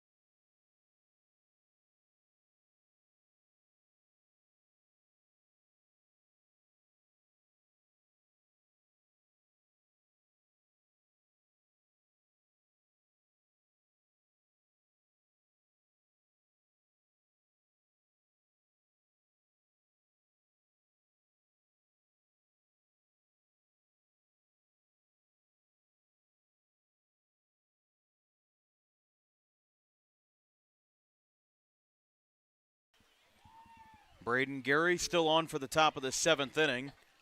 Leadoff man for Overbrook as they try to add on some final insurance runs, and this one will be Tyler Wood. Wood, Clement, and McNally.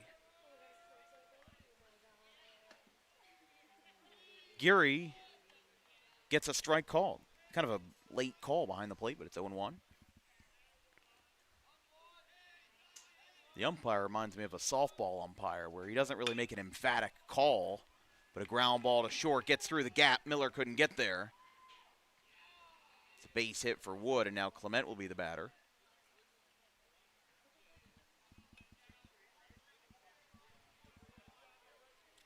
So Overbrook looking for some final insurance runs or lead padding, whatever you want to call it. Wood picked up the base hit to left, though. That's his second of the day. And the batter will be Clement.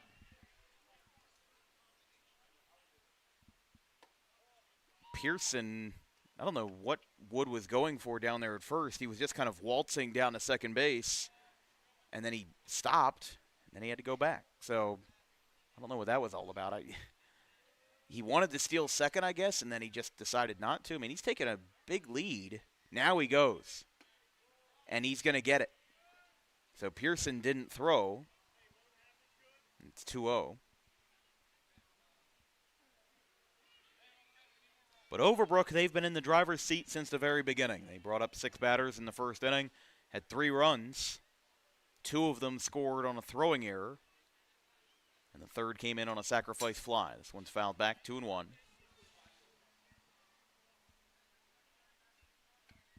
Again, our next broadcast will be Gloucester Catholic and Clearview in Tri-County Conference softball tomorrow night, 7 o'clock in South Harrison Township.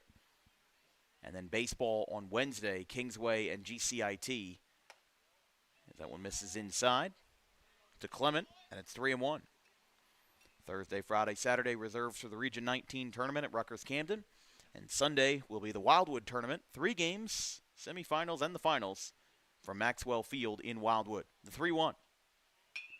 Fouled back. He reached for it, but I think he wanted to swing at anything there to try to get his runner home, try to make it 10-0.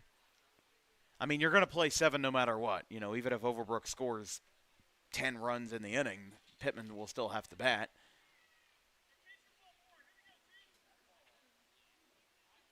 Had a game like that before where I think it was Buna and Gateway from last year. Buna was up 9-something in the 6th inning, and then in the 7th, when there was no chance of there being a mercy rule, he brought out 5 or 6 more runs, and I think they won the game 20-3. But with Clement's walk, that's his second of the day. He's reached base 3 out of 4 times, 2 walks and a single. And the batter will be Connor McNally. Drove in a run on a batted ball in the first inning, then walked in the 4th, popped out to the pitcher in his last at bat.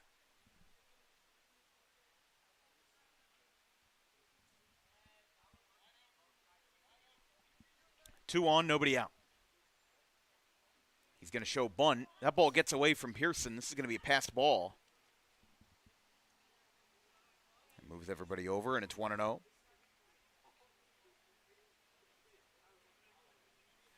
But Pitman held only 2 hits in the game. A double by Logan Williams and a single by Peyton Miller.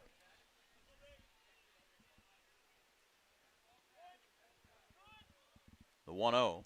That one's high. 2-0.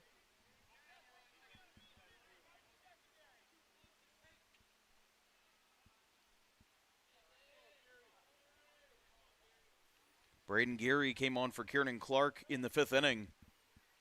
And this has been the only other pitching that Pitman has used. They haven't brought in anybody else.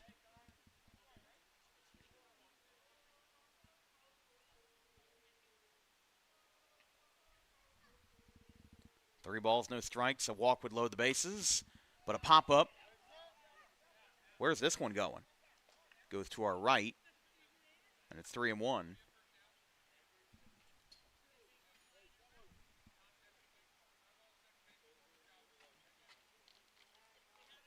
I don't even think McNally saw where it was going because he started running out of the box. 3 balls, 2 strikes. Fouled back again.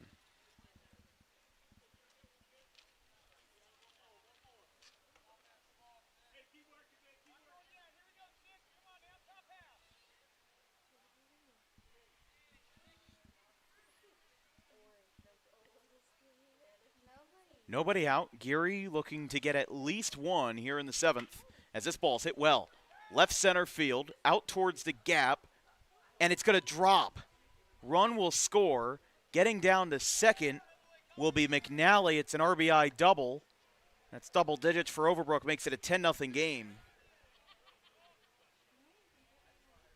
With nobody out in the inning, hopefully we'll call for time. Runners will be on second and third, and everybody moves around.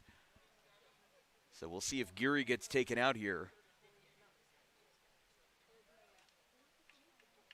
And they will take Braden Geary out of the game. So we'll see who the new pitcher will be. They had Wilden warming up in the bullpen down the right field line.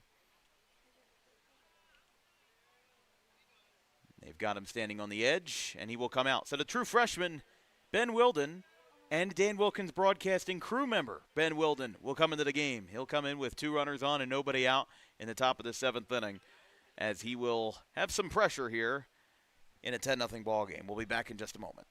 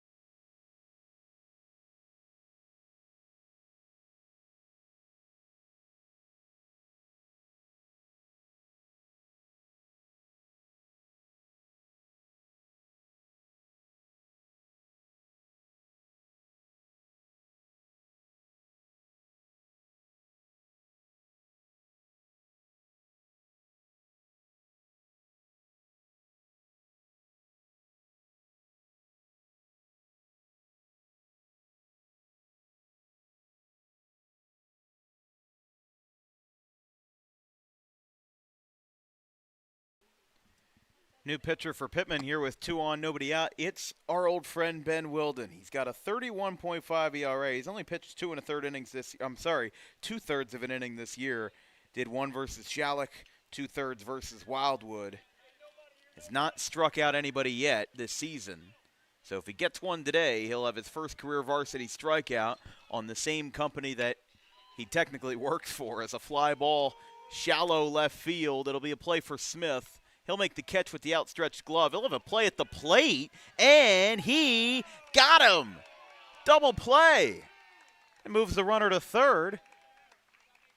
Great play by Mason Smith in left field to cut down the runner. Even down by 10, it's still important that you get those outs, and just 1 pitch in, he gets a double play. So 7-2 is the double play, and Berger's retired. It cuts out Clement at home. It moves McNally to third, and the batter will be Daly.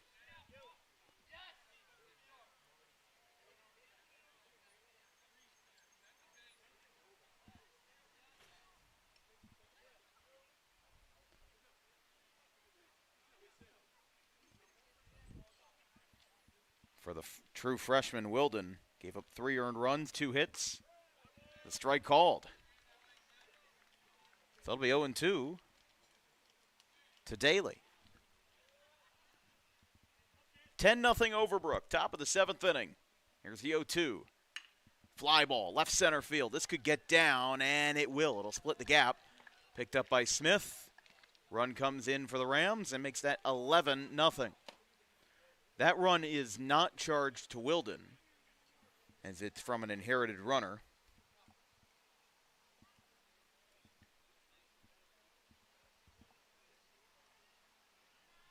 So he had a 2-strike count, couldn't retire Daly. Still get his first hit of the day, and it'll be Boyd. In the bottom of the 7th for Pitman, it'll be 7, 8, and 9, which with Wilden occupying the pitcher spot means that he would get an at-bat. He has had 2 at-bats this year. He has scored 6 runs, but as we've seen earlier in the game, he's been primarily used as a pinch runner for Pitman. Strike called outside corner to Boyd.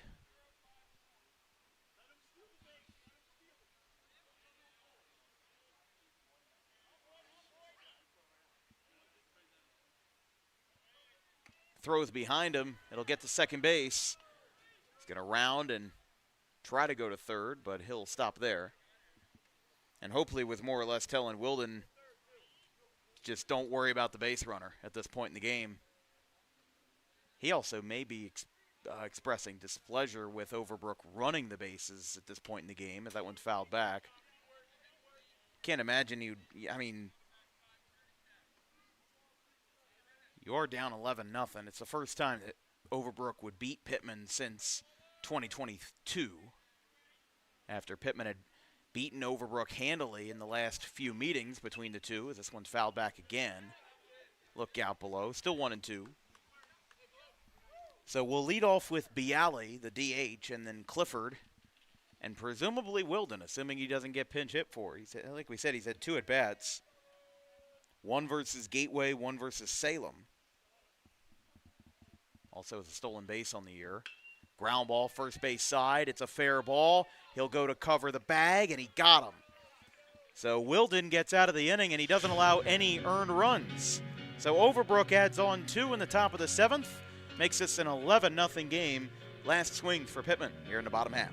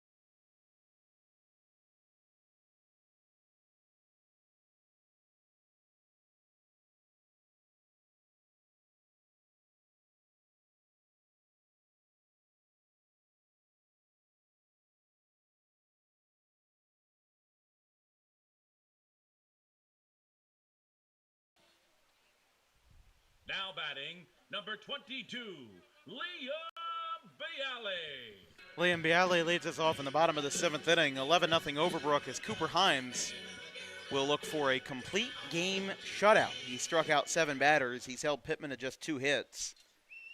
Their best chance was in the 6th inning. They got 2 runners on, but were unable to capitalize on it. Bialy, Clifford, and presumably Wilden would grab a bat for his 3rd at-bat of the season as a freshman.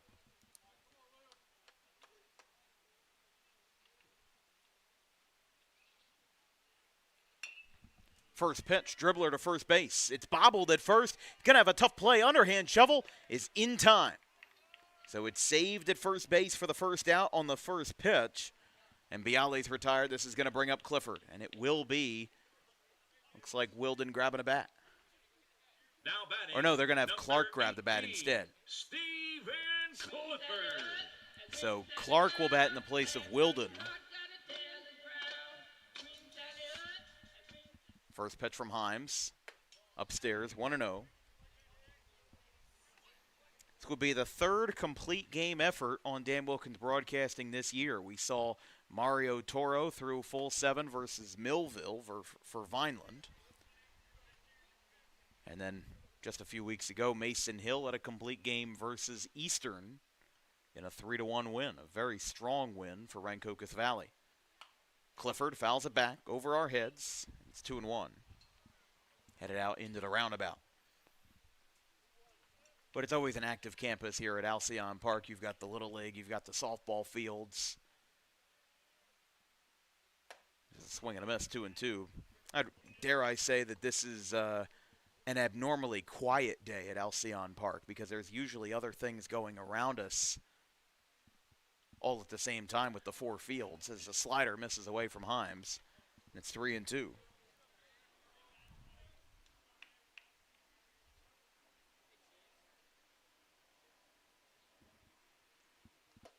That's low. So Clifford will walk, and it'll be Kieran Clark coming back into the game, and Wilden will not hit. Number 12, Kieran Clark.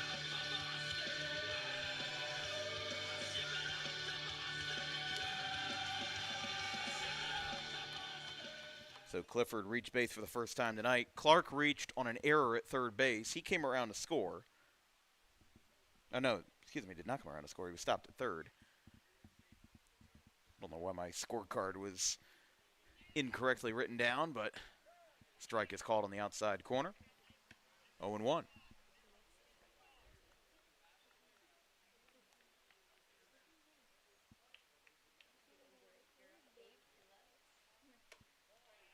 Upstairs, 1-1.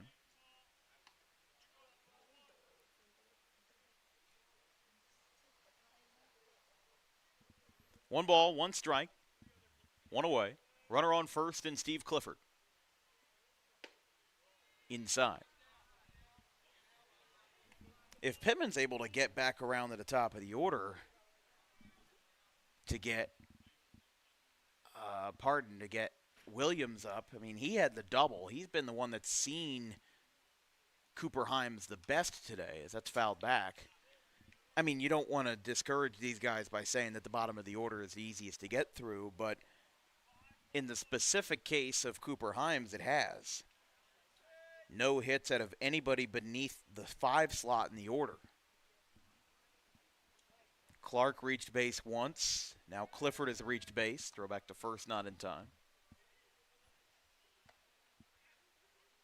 I also wouldn't mind seeing Pitman try to steal a base, get something on defensive indifference, because I don't think Overbrook's going to challenge them in an 11-run game. As the 2-2, Himes from the stretch, ground ball. Clark to second base, slow roller. This could be 2. Throw to first is late. It'll be a fielder's choice. It'll be a second out, and Pitman is down to their last at bat as it replaces the runner at second base. It'll be Williams at the top of the order. Batting, number 11, Logan Williams. Only 4 to 6 fielder's choice. Slow roller like that, always difficult to turn a double play. And it's going to continue to be difficult even on good or bad field conditions. You're not going to get anything easy out of it as it's low. Overbrook with a win would snap their 4-game losing streak and would improve to 9-10. Pitman, after winning 3 of their last 4 games, would fall to 7-11. They host Paulsboro tomorrow in non-conference play. A game where Pitman beat Paulsboro 1-0 last season. But both of those teams have changed drastically since then. Paulsboro's 4-13. The ground ball couldn't get over Himes. Out to second base. He'll tag the bag. He's safe at second base. Thought that he got in there. Umpire at second says no, and 2 runners will be on. That's going to be an infield single for Williams. Number 2. And it'll be Drew Keefe.